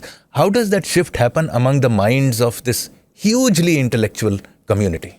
Yes, I think, as I said, as I personally believe, having done science, basically, people are tired of doing incremental, frankly speaking. But they do it because they see everybody around doing it. You create heroes out of those, basically, who have done it, and it makes all the difference, as a matter of fact. That, I think, is extraordinarily important. Secondly, we must also recognize that everybody is not capable of doing that. And therefore, we must be able to identify. I had Dr. Sivaram, I had Dr. Paul Ratnaswamy, but everyone was not Sivaram or Paul Ratnaswamy. Okay? And therefore, there is a very interesting law called Lotka's law. What is Lotka's law? In 1926, Lotka was an insurance agent, asked a question. If there are 100 researchers who write one research paper each, how many will have the capacity to write 2? Answer was 25. How many will have the capacity to write 4? Answer was 6. And how many will have the capacity to write 10? The answer was 1. Out of 100, only 1. This is called inverse square productivity law. It is 100 by n square. 100 by n square. N equal to 1, 100 by 1 is 100. But 100 by n square, n equal to 10, 100 by 100 is 1. 10, 1. What does that mean? It is common sense. 80-20 rule applies. Within that 20, again 80-20. And within that 20, 80-20. So you keep finding out these people. So when we talk about brain drain, we say, oh, IITs, कोई 1000 जाते उसमें क्या फर्क पड़ता है? But those 1000 are 1 out of 100. They get selected 1 out of 100. And therefore identifying them. There is nothing like intellectual democracy, by the way. I'm sorry. Meritocracy counts. All right. And if we start destroying that, then we'll destroy ourselves. So identifying them, getting them back to the country, giving them these grand challenges, I think that becomes important. You know, today we talk about India as a global R&D hub. Where did it all begin? When we were beginning to do some fantastic thing in partnership with GE, because GE funded us. In fact, what happened was that these breakthroughs that I talked about on solid-state polycondensation, which we had patents on, US patents on. I was invited by General Electric R&D Center in Schenectady, and I gave a talk. And in that talk, I showed this particular patent. Now, it was like putting a stake in their territory by a laboratory which was completely unknown. So, I was made to postpone my visit because senior vice president wanted to meet me. And then they sent actually a team to verify, to validate what I was saying. And they came via Russia. And I remember they came to NCL. And they said, we'll test you out, we'll do some joint contact research and so on. And how much? So I quoted. They said, for this we can buy a Russian laboratory. Because they had come via Russia. USSR was crumbling, as you know, at that time. So I said, you can go and buy it. I don't sell on man-hour basis. I sell on brain-hour basis. I sent them back. And they came back. And then we partnered. And the results were so amazing that one day Jacques said, if they are so good, why are we not there? That is where the Jacques R&D Center came up. Okay. And I was there, by the way. And they had some small conference. The one in Gurgaon? No, in Bangalore. Bangalore, Whitefield. And then I remember when Jacques was asked, why are you here? He said, we get the highest intellectual capital per dollar here. And I have a table to show how we are sort of, in any case. And then actually, when GE came, others came. And today we have more than 1,200 there, R&D centers. Gautam, very proud to say that many companies are producing 1/3 of their IP by using Indian IQ. 1/3 of their global IP. So our boys are capable of doing that. And what it has done is that, in fact, GE asked me at that point in time for lots of things. And one of the things I told them was that don't appear to be stealing our talent. Okay? You have a lot of Indian talent. Give them an opportunity to come back because India also is looking for talent. And they took that seriously and a lot of Indians started returning. But then from brain drain, it was brain gain, but brain circulation. Because they didn't stay there. They sort of went around and joined other labs, like my CSI labs. At Reliance Innovation Leadership Center, we had somebody who had come from US, joining GE R&D Center, and then joining Reliance Innovation, Arvind Chinchuri, basically. So India benefited by this sort of circulation. But where did it all happen? It happened when we demonstrated our prowess that we can think ahead and do. I think that's the important part of it. I think Hanuman had to be told about his prowess. That's right. See, it is that. There is a Hanuman in each one of us. That requires leadership to sort of excite them. Fascinating. But a related question to this is, if we are capable of creating intellectual products, patents. So let me give you an example, my own anecdote. So there's a company that's doing cutting edge research in medical field, and they have got their investors in India, which are highly patriotic investors. So the product, the research is financed in India, the product is made in India. Once it's ready, all the investors on the board say, forget everything else, you patent it in Singapore, because our patent system is not strong enough. So here we have a company that is financed in India, the product that's made in India, but is seeking protection outside India. How do we fix this problem? I think that's a very fundamental question. You can just look at the time delays in terms of application and grant, and you will see a vast difference between India and... So people want the intellectual property rights to be established as quickly as possible. And therefore the entire infrastructure, physical as well as intellectual, has to be changed. As a matter of fact, I've been involved in this business for a long time. I was the chairman of WIPO, World Intellectual Property Organization, for 2.5 years of a standing committee on SCIT, as it is called, Standing Committee on Information Technology. And we remember creating WIPONet, basically, because today we talk about digital, but we thought about digital a long time ago and digitalizing that, the IP offices, basically. Later on in India, I still remember the patent office modernization was pending, and there was a proposal that was pending. I still remember an anecdote. As I said, I have been member of Science Advisory Committee to the Prime Minister for a number of years. And when Gujarat Sahab was the Prime Minister, I remember I was asked to make a presentation on IP and our challenge. And what I did, and I was just given 10 minutes. I said, sir, I was in China. I saw a 22-story building being built by Germans for them. And next year when I went, there was another 22-story building built by Chinese themselves, without German help. And I said, sir, you should go to Karol Bagh and see our patent office.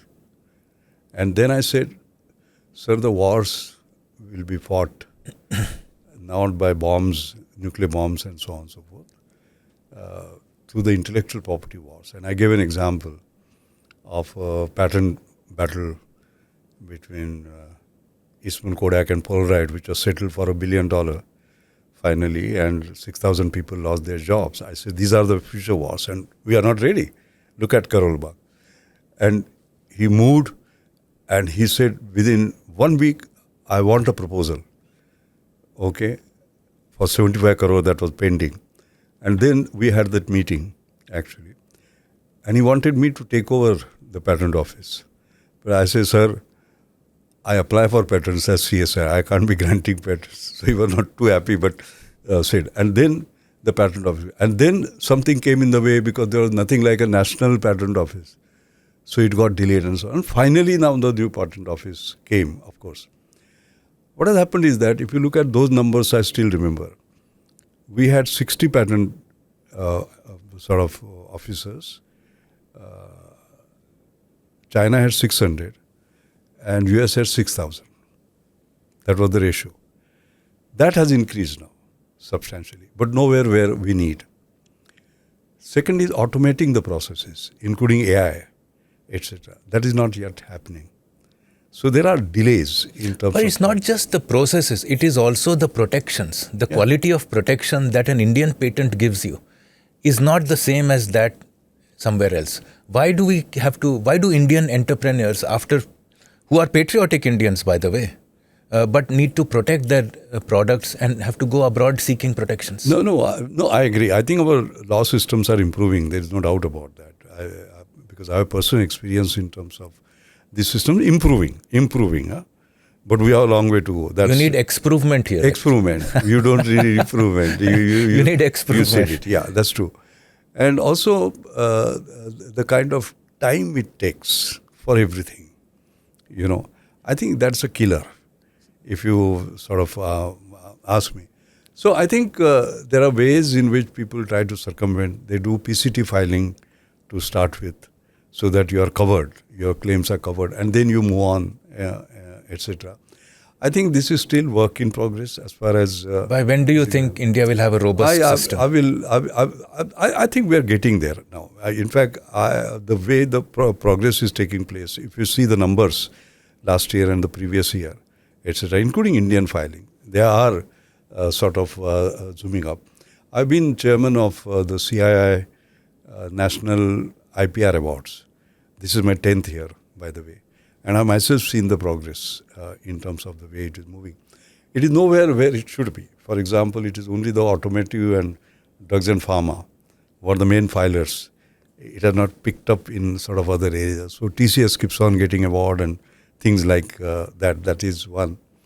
Secondly, we have to be now proactive, because AI and intellectual property are going to be major issues. What did the man find? What did the machine find? Is going to be an issue. I have not seen any dialogue on that. That is going to be a game changer, as a matter of fact. So, issues of that kind. I think there is a lot of work to be done. But because I'm in the mood to tell you anecdotes, so I must tell you one anecdote, and then we'll see. I always used to make a strong point. Sometimes you have to be a bit dramatic to make a point. So I used to say that 1898, wireless was discovered by Sir J.C. Bose. Sister Nivedita went to him and said, patent it. He said, no, this is for public good. He didn't. Marconi didn't believe in that. Marconi came later and had patents. So you and I studied in school, Marconi discovered it. But right. It is J.C. Bose. 1998, as you know, I fought the Basmati patent. Yes. So Bose to Basmati, 1898 to 1998, we had a 100-year journey. Complete lack of awareness about the importance of IPR. We started all that. NCL was a beginning, as a matter of fact, licensing out and so on. Then when I went to CSR, we took it. And in fact, I'm very proud to tell you that in 2003, when it came to PCT filings in Asia, the list was published by WIPO, who was number one, CSR was number one. Samsung was second, all right. And I think the UIA was number 4, actually. Today, UIA, forget about being number 4 in Asia, it is number 1 in the world. So it is not that we did not make progress. There has been that lack of awareness. That is one. Two of my great heroes, one is Dr. Kalam, second is Professor C.N.R. Rao. Let me tell you anecdotes on both, just to close this chapter, because I think the viewers will enjoy this. 1993, I took over in 1989. 1993, Dr. Kalam called me. He said, he calls me wireless charger. So he said 55 of my directors will be there. He was the DRDO chief. And you should charge them, give the opening talk. What will you talk on? So I said, I will talk on fighting it in the marketplace. He said, what does that mean? So I said, 1991, we liberalized. We opened up. And now NCL has to fight, because tariff barriers have come down completely. We can't be doing import substitution. Basically, we have to compete with that sort of problem.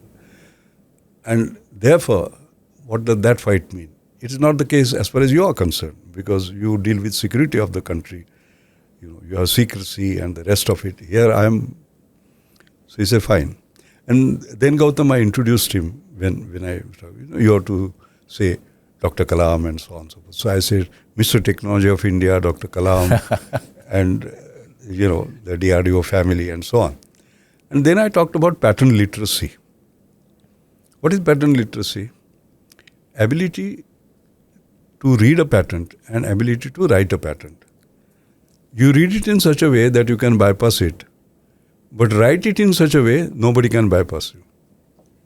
And I gave examples on what we are doing. And by that time, we had done the licensing. He's so humble. When we had the lunch, you know what he told me? He came, Mashelkar, as usual, you are very kind to me. You call me Mr. Technology, but do you know I am Mr. Patent Illiterate of India? Tell me, is it important for DRDO? You know? And I said, of course, you can't patent a missile, but if you have developed a new sensor or system, you can. Then he had a style. He calls me, hey, come here, listen to Mashelkar and do what he says. That is how the systems were introduced in DRDO, basically. Okay? So that is great Dr. Kalam. Professor C.N.R. Rao, my guru, whatever I am is because of him today. What happened was that as far as patents are concerned, they are very valuable source. We always do literature survey or read these books around and so on. But the best source at 80% of the new knowledge is in patents, which scientists never read. Okay? So, I created a system called Value-Added Patent Information Service in NCL, so that you do intelligent searches to find out trends, to find out vacant spaces where you can do work, and so on and so forth. You know, and most multinationals became our clients, the Dows of this world and DuPonts of this world, and so on and so forth. So actually, through that, we could also find, just as scientific research paper is written, and in the references there are scientific research papers, other on which. So similarly, patents are written where there is a citation of science papers based on which this has been done. And we found Professor C.N.R. will create breakthroughs on carbon nanotubes and this, that. And there was a company in Singapore who will tweak it, create a patent. So one day I called Professor C.N.R.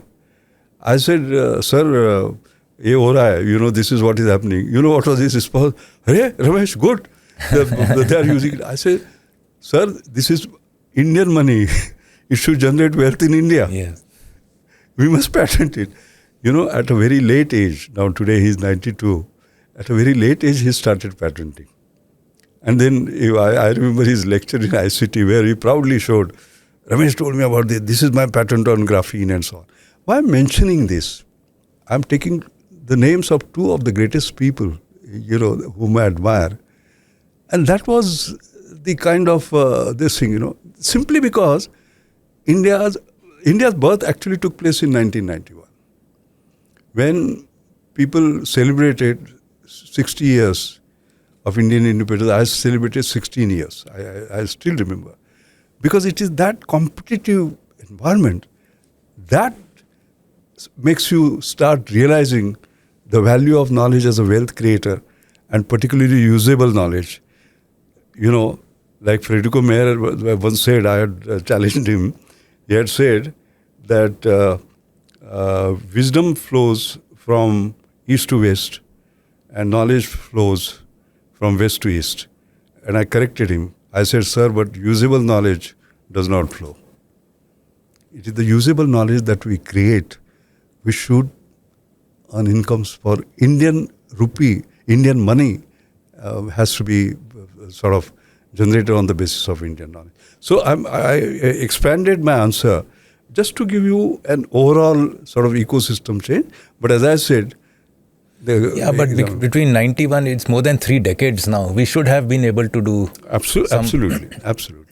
Some original thinking, and but we haven't. Maybe we've lost a generation in the middle. There are islands of excellence, very frankly. I agree. That is the problem. It's not islands. I'm talking about institutional.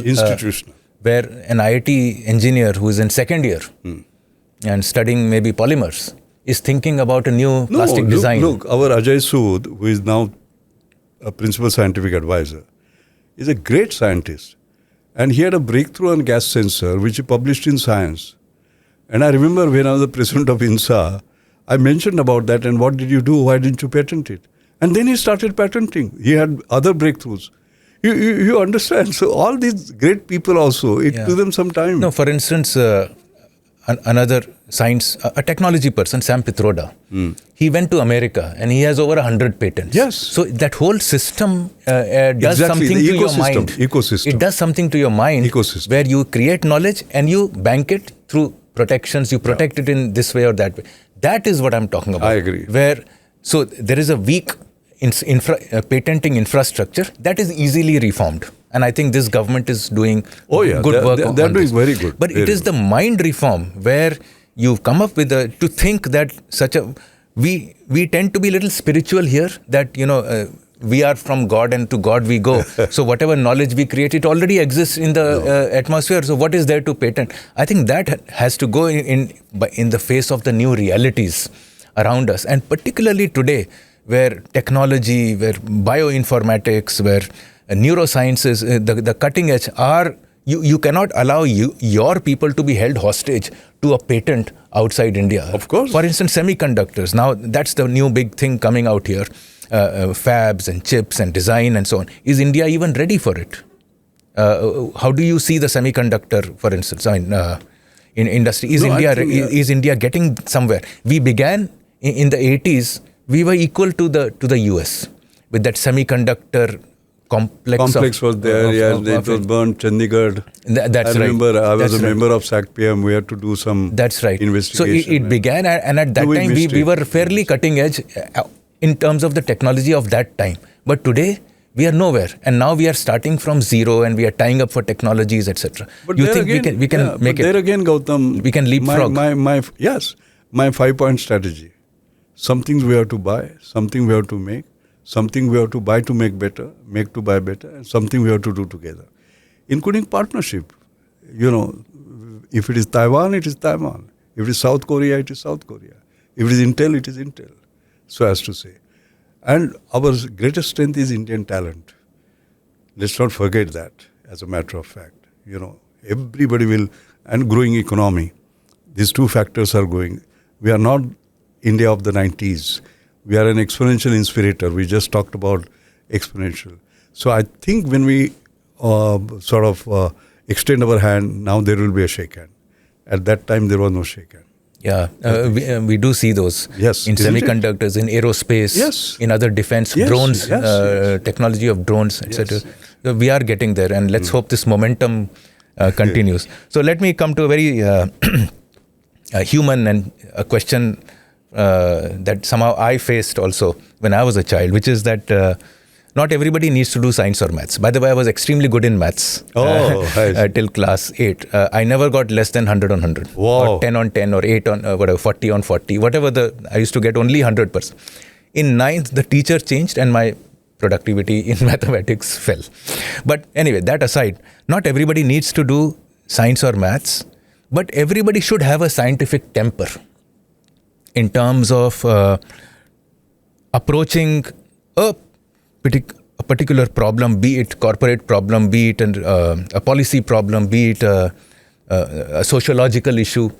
And I think this scientific temper seems to be missing, and a lot of, pardon my English, pardon my French or whatever, a lot of it is all gas, virtue signaling, random new jargons, etc. How do we as a nation inculcate the scientific temper in our minds, in our young, even if they don't pursue sciences?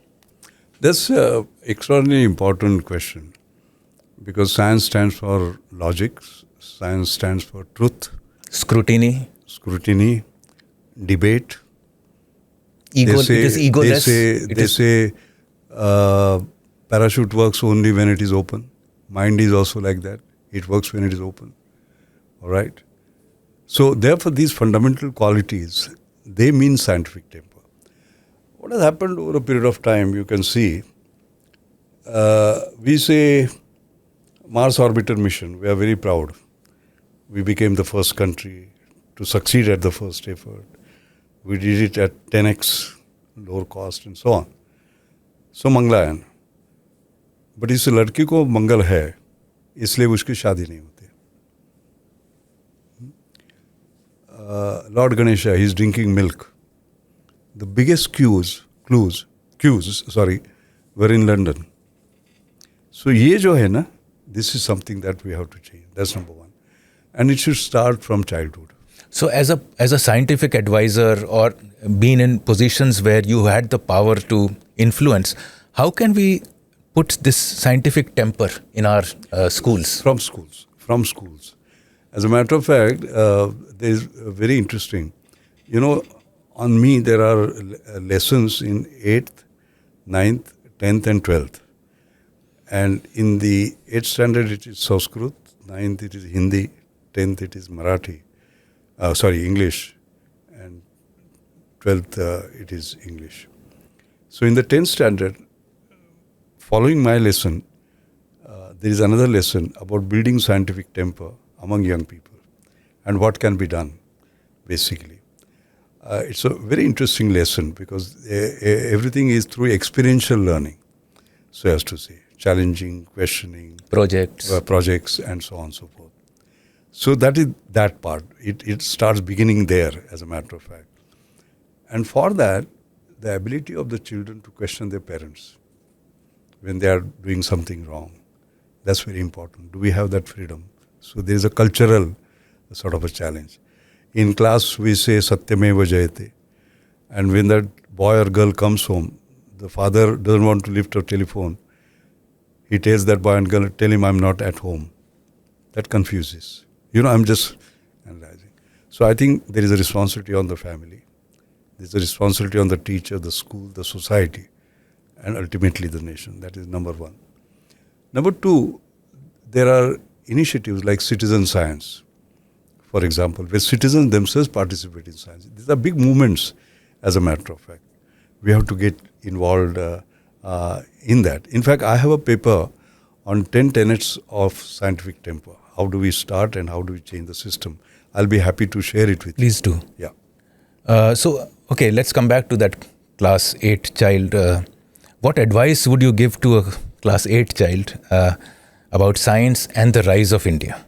What is his or her, where is she located in this rise of India within science? Is your formula E is equal to F, which is education is equal to future, an accurate depictor of opportunities and possibilities?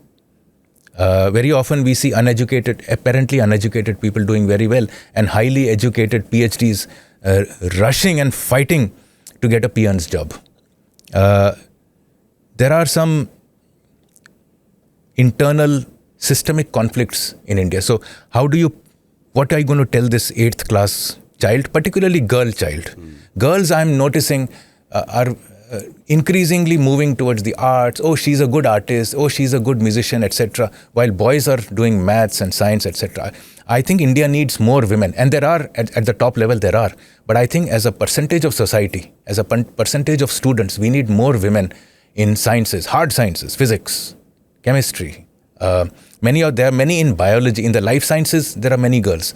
But in these hard sciences, I find very few. It's largely boys or young men dominated fields. We need to get them. How do we handhold them there? Yeah. I think it's a question on which we can discuss for 1 hour, very frankly. But I'll be sort of very brief. I think firstly, my experience has been somewhat different in terms of my finding the girls doing better than boys. I was Chancellor of Assam University, and I remember they were not holding the convocations. I said, we must. And in the very first convocation, there were 19 medals and awards. All 19 were taken by girls. All 19. Which subject are we talking about? Assam University. Across. All disciplines. Pune University convocation, 80% of them were girls. I see that everywhere. I see that among children. I'm president of Jnana Prabodhini, which is a very unique institution. And I was speaking to them, and what I did was, our challenge is that of single question, single answer, that the teacher anticipates. Otherwise, you get 0. So for a single question, there is never a simple answer. So I addressed them. I said, here is a glass of water. I want to empty it. Tell me how to do it. went around. The first said empty it, second said break the glass, third said put tissue paper, Drink it. fourth drink it, fourth said remember that story of crow putting stones, and so on. It went on like that. Put it on the terrace, evaporation and so on. And after 8 or 10, they slowed down. So I said there are 47 ways of doing it. 41 ways of doing it. And I gave my email and said by 5:30, anybody was there. First prize 5,000, second 3,000, third 2,000. I got answers. Some of them were duplicative and all. But one girl said, sir, you said 41, I'm giving you 42. Not that she gave 42, because some of them were, like you said, lifting the glass, emptying the glass, they are similar. Basically, that is something physical, But that confidence I'm seeing, like I mentioned a little earlier, that girl getting up. I think we have to support them on that particular front. That is very important. We have to create role models for them, basically. ISRO is a fascinating role model. Look at you just see Tessie Thomas and everybody, Even NCL, there are women scientists there. No, amazing. So we must make. Thirdly, we have to inspire them in a different way. For example, when you become FRS, Fellowship of Royal Society, it's not just 3 letters. There is something more to it. You sign in the same book that Newton has signed. And you have an opportunity to see that signature. You can see anybody's. Einstein, Newton. I prefer to see that Newton's, which is on page 19. It's a laminated page because everybody sees it. That's the greatest honor. Like I said, only 3 in 364 years have signed in that book. Gagandeep Kang became the first Fellow of Royal Society signing in the book that Newton has signed. First one. You can say, you can become that Gagandeep Kang and have a dream of signing in the book where Newton has signed. I think we have to inspire them, so as to say, right? And a lot of these things have to be sort of teacher-centric also. You have to have great teachers who will sort of inspire you. My game-changing or wow moment, there must be wow moments where you turn to science. I'll tell you my wow moment. As I said, I was born in a very poor family, walked barefoot until I was 12, etc. You mentioned that. My challenge was I went to a Marathi school, which was a municipal school, and education was free. So until 7th standard, no issue. 8th standard, secondary school, my mother needed 21 rupees. Because I was walking barefoot, I needed shoes, I needed uniforms, I needed entrance fees and the rest of it, 21 rupees. It took 21 days to get it, so as to say. And she got it from a maid servant, was her friend in Chowpatty. She was working with a Gujarati family. She gave it. And 21 rupees was a big sum. And by that time, all the admissions to great schools were closed. Okay? And I got into a poor school. But that poor school had rich teachers. One of them was Principal Bhave, who later on became principal. What he would do, he did not believe in chalk and talk. I'm making the point how teacher influence you to get into science. So he would show us, like for example, making soap. Students will write a perfect answer, get even 12 out of 10, but none of them would have seen how to make a soap in a factory. If I ask a question among 1,000, 2-3 hands go up. So he would take us to Hindustan River Sivri factory or Vimco, the matchbox, my first train. And I was so poor I couldn't pay for my ticket, he paid for it, and so on. And one day he did an experiment where he had a convex lens in his hand, he had a piece of paper. Yeah, and burning that. Yes, and he moved that convex lens and there was a bright spot and he said, this distance is focal length. And then the paper burnt. And for some reason he turned to me and said, Mashelkar, like this, if you focus, you can burn anything, you can achieve anything. That was the wow moment. Two things. One, my God, science is so powerful. You take just a glass and it can burn. You must become a scientist. And secondly, focus and you can achieve anything. But later on, I found something more. That convex lens, sun's rays are parallel. And as you said, parallel lines never meet. But here they are meeting. Yes, they are meeting. So convex lens leadership. National Chemical Laboratory, I became the director. Inorganic chemistry division, organic chemistry division, polymer chemistry division, biochemistry. Division. Nobody would work together. I said nothing doing. One NCL, one CSR. I became Director General of CSR. 40 labs. Nobody will talk to each other. All right? As though they were independent institutions. Satraps. I said nothing doing. Team CSR, one CSR. And I remember 11 May 1998, we had Bangalore Directors Conference. They said Team CSR. 40 of them signed and said, India matters to us. We want to matter to India more. And in fact, that transformation is ranked as among the top 10 greatest achievements of Indian science. That's CSR now. And then I became Global Research Alliance.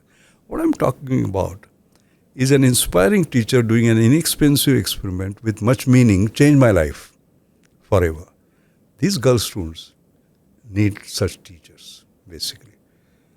It is finally three words: inspiration, inspiration, and inspiration, I would say.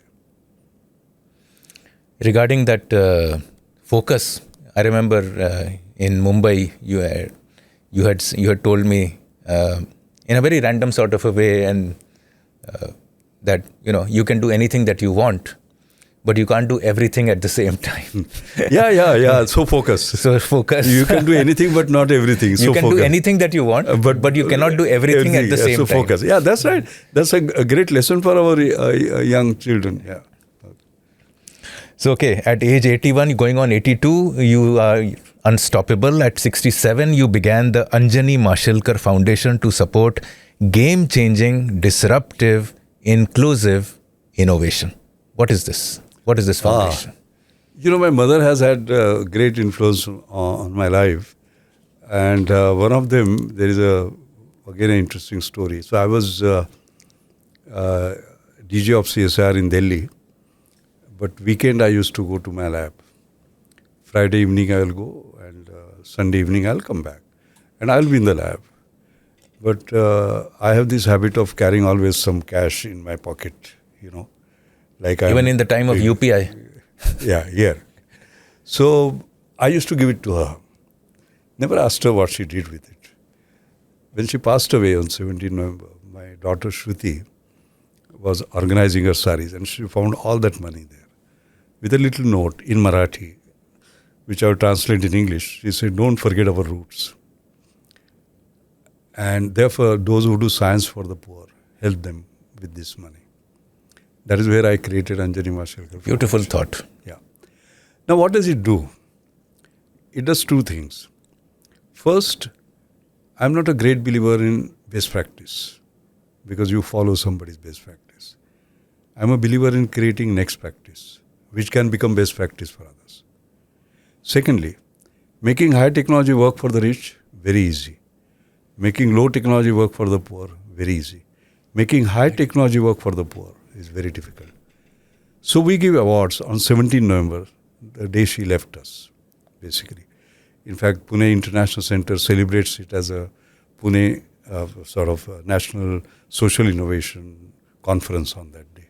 So 14 years we have been giving these awards. These awards are game-changing, very disruptive. Okay, and when we say affordable, it is extremely affordable. Not 10%, 10x, 100x, and so on. Let me give some examples. And they're all high science-based. For example, look at hemoglobin. Somebody comes, takes your blood, sends it to Incremental laboratory. And can you put your finger, and there is a technology that has been developed, where within 10 rupees per sample, you know your hemoglobin accurately. This is already 1.5 lakh or so screenings have been done, particularly for children, because as you know, anemia, 2 out of 3, can you see they are anemic among children? Not just tribal areas, even otherwise. It's a shocking sort of this thing. So technology like that. So what we are focusing on is diagnosis. That technology has a global outreach. Forget the global poor. outreach. No, it is growing global. I'll tell you. This will now, every hospital, every lab will have it. Every every home can have it. That's it. That's number one. So it has to be non-invasive. It has to be.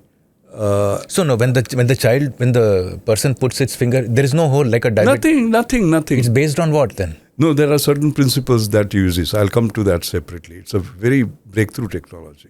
I'll send you the details. So it is non-invasive.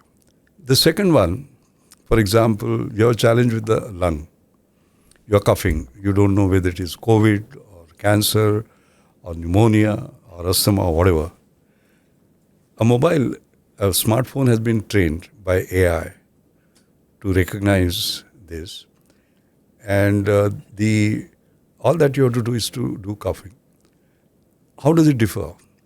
There is a spirometer which costs 1.5 lakh. Here you already have a smartphone, so costs nothing.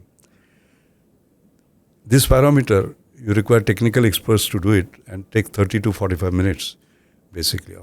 Here it is instant. And here it costs 500 to 1,000 rupees. This is 1 rupee. This has gone global. In Nature, there are 2 papers on the fundamentals of this. Okay? And now in our national TV program, this is going to be used for sort of spotting. Completely non-invasive, affordable, extremely affordable. Look at another one. Women in villages get pregnant. They have to go kilometers by buses for their monthly checkup. So Senthil, a young boy, said, why? And he created an IoT sensor-based wearable, basically, which measures and monitors 7 parameters accurately from a distance. AI trained, okay?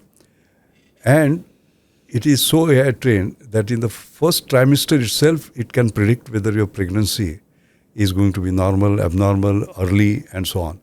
In fact, yesterday when I got the honorary doctorate from Deakin University has the best artificial intelligence, applied artificial intelligence institute with Sweta Venkatesh, who is one of the leading experts. She heard about it, she has partnered. We are partnering, and now we have come to 99% sort of accuracy. It's an incredible sort of development, this particular partnership. You can just imagine what it means. Andhra Pradesh, for example, is making it mandatory. It is spreading sort of all over. Harvard Business School has a case study on this. Okay, breast cancer, mammography, radiation, painful, expensive.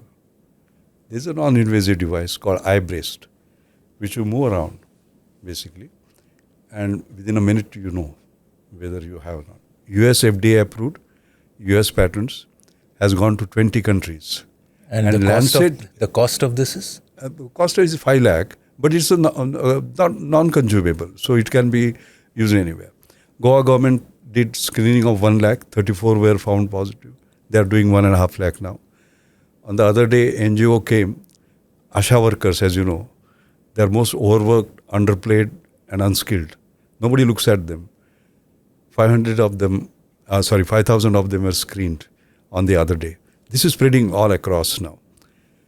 Cost is $1 per screen. You can just imagine the dramatic sort of shift. Yes. Yeah. So what I'm talking about is this is truly game changing. This is exponential. Game changing. This is disruptive. This is completely disruptive. And that is where the challenge is. Because we are killing businesses. You go to the doctor. But they need not see it like that. They can adapt and exactly. That is the point. Engage with this. That is the point. So what we are doing now, it is spreading like anything. As a matter of fact, just today morning I saw something which is very encouraging. So, for example, there is this ARCA research, which metabolic disorder, it can sort of do the risk prediction of that. You know, again, AI-based. TCS, for example, uses it to screen all their tens of thousands of employees, finding out precisely the small fraction which is at high risk. You can see the reduction in cost. Bombay Municipal Corporation are going to do screening of 50 lakh, basically. And this is being supported by sort of sensor. So, as I said, speed, scale, and sustainability, and talent, technology, and trust, basically. And as I said, this Garda Foundation, because when you do such breakthroughs, who will support them? Because what they are trying to do, Gautam, very seriously, and I feel very emotional about it, they are not going after creating $1 billion. They want to bring smiles on the faces of 1 billion. You understand?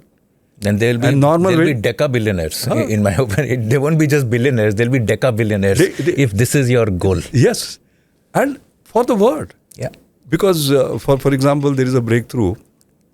You have an injury in a car accident, you start bleeding and you die before you go to the hospital. There is something called Axiostat, which you are using.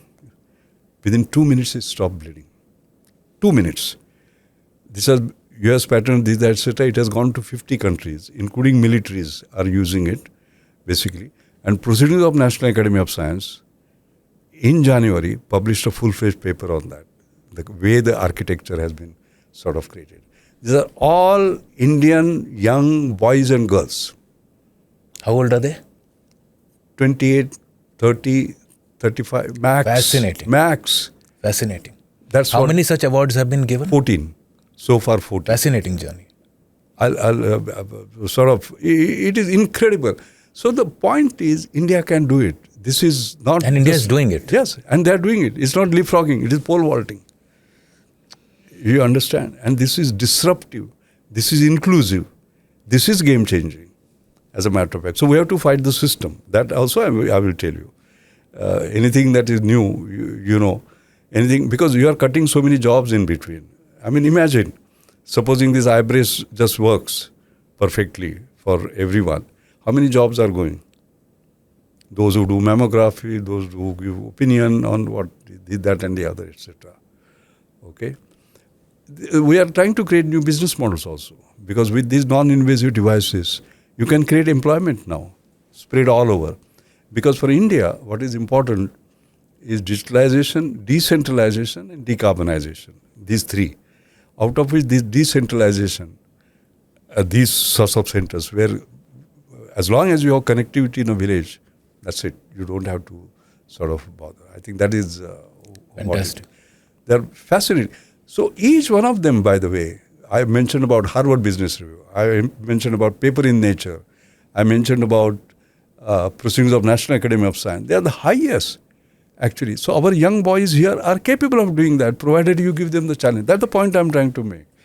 Challenge them. That's why I said, best practice ko nahi milega, next practice ko. Not copying. Fascinating. Fascinating. Yeah. Okay, so last question. How does an 81-year-old man behave like an 18-year-old boy? What do you eat? What do you drink? What are you smoking? I think basically, you know... What keeps you young? I think it is, the biological age doesn't matter, actually. Look at my guru, Professor C.N.R. Rao. At 92, he goes to the lab.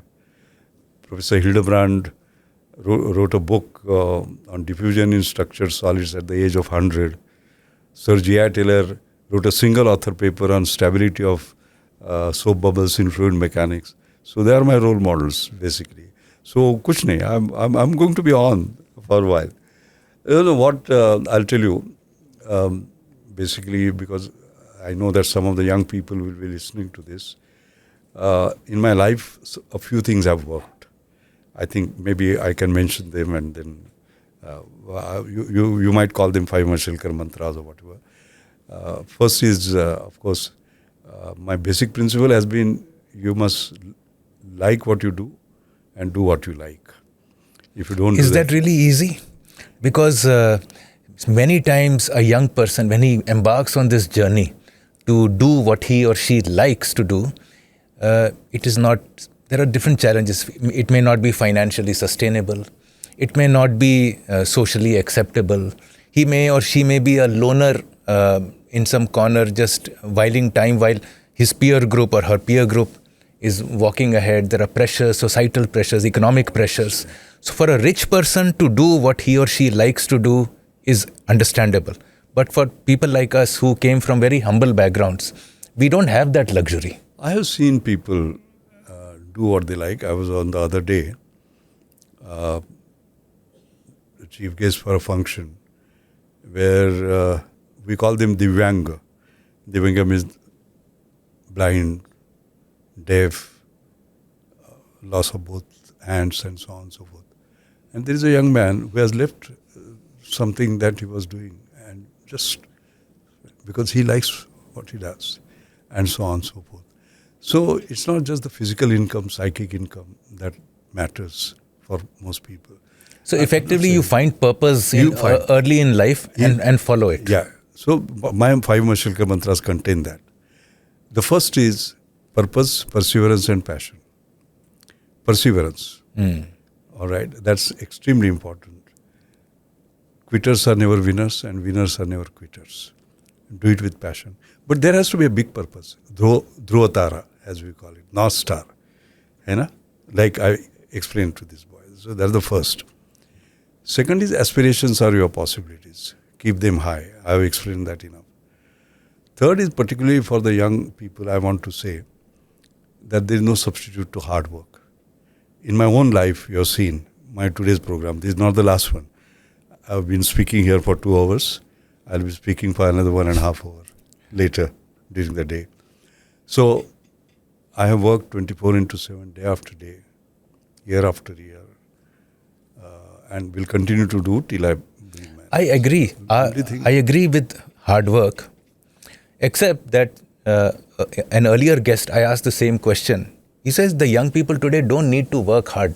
We were too poor to do anything else. Young people today, they have got all the aids, they can work smart. And they don't need to work hard. How would you... I agree. I agree. Smart working is fine. I have no problem about that. And I don't distinguish between hard and smart for a simple reason. I look at the end result. Are you happy? And do you bring happiness to the others? My simple criteria. Some you will have to work hard. Some you will have to act smart. So I go by the entire purpose. But all that I would say is work hard in silence. Let success make all the noise. हम लोग आज success से पहले ही ये होता है. That's the third. The fourth is that you keep on knocking on the doors and they don't open. You get frustrated, like what you said. Create your own doors. Like when I did not get Weisenberg reorganimeter, I was knocking on the door. It did not open.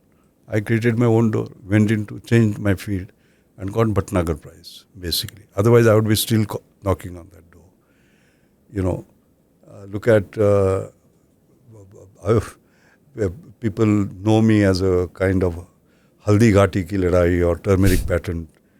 You know, that was a game changer because that was the first time US Patent Office was challenged for giving a wrong patent on wound-healing properties of turmeric. And it's an interesting story. Actually, I saw that news in the morning in Times of India. And in the evening, NPL, I was giving the Hussain Zahir Memorial Oration. Late P.N. Akhtar was chairing it.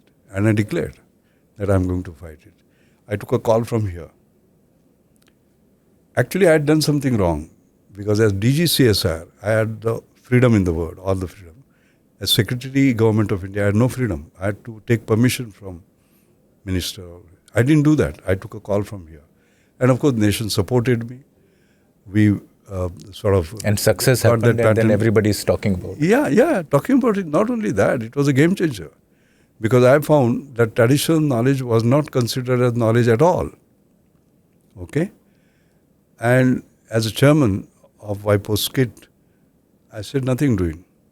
Knowledge generated in Harvard, Caltech, Princeton is knowledge, and knowledge generated in laboratories of life by my ancestor is not knowledge. That's not all. And we had traditional knowledge resource classification change. There was a 5-member committee. India, China, Europe, US and Japan. And we changed that. And whereas there was a zero subgroup, we had more than 200 subgroups. And then traditional knowledge digital library came, 35 million pages, and all the biopiracy has stopped as a result of that. But that was that instant sort of call. I didn't go for permissions and keep on knocking, can I fight it, can I fight it? Ye karna hai, kar diya.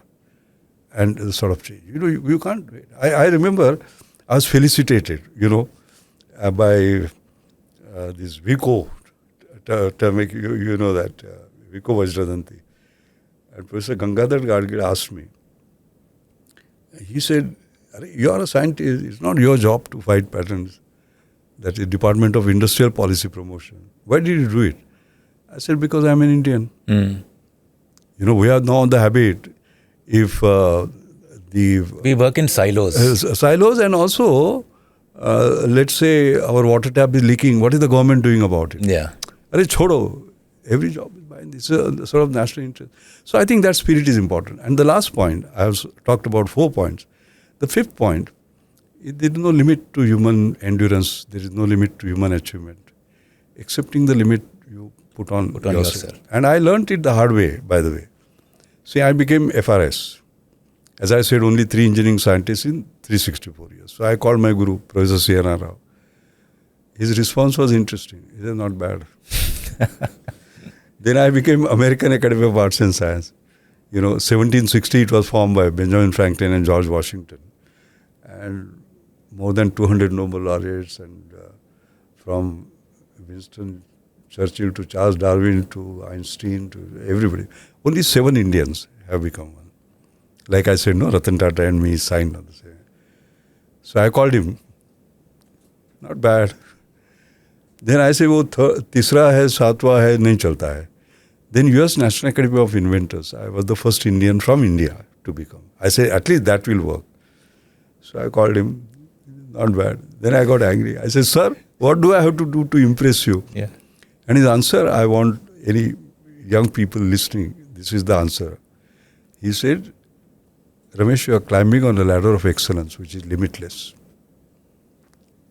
Accepting the limit that you put on your head. So my message is, no matter what you achieve, you have to say, my best is yet to come. And if we get up in the morning every day and say, my best is yet to come, and not for myself, for my society, for my nation, and if 1.4 billion Indians do it, you can imagine, Gautam, what this nation will be. Not here, right up there, in Committee of Nations. That's what drives me. I remember Peter Drucker, he's a management, he's dead now, management writer, and I used to follow his work extremely closely, very inspiring person. And so one day somebody interviewed him. He's written about 40-50 books. So they asked him, which is your best book? And he's about 89 or 90 years old. So he said, which is your best book among all this? He says, the next one. I remember when I was retiring, Dr. Manmohan Singh was then the Prime Minister. And in a message about me, he said some good words. And he says, Dr. Mashelkar's best is yet to come. And of course, it spread some rumors immediately. Best is yet to come. People only think in terms of positions, you know. Yeah. But what he meant is that keep on doing your best. Yeah. That's what I do. Thank you very much, Dr. Mashelkar. It's been a very inspiring conversation with you. Thank you. Thank you. Thank you very much. Thank you for watching. We'll be back soon. Namaste.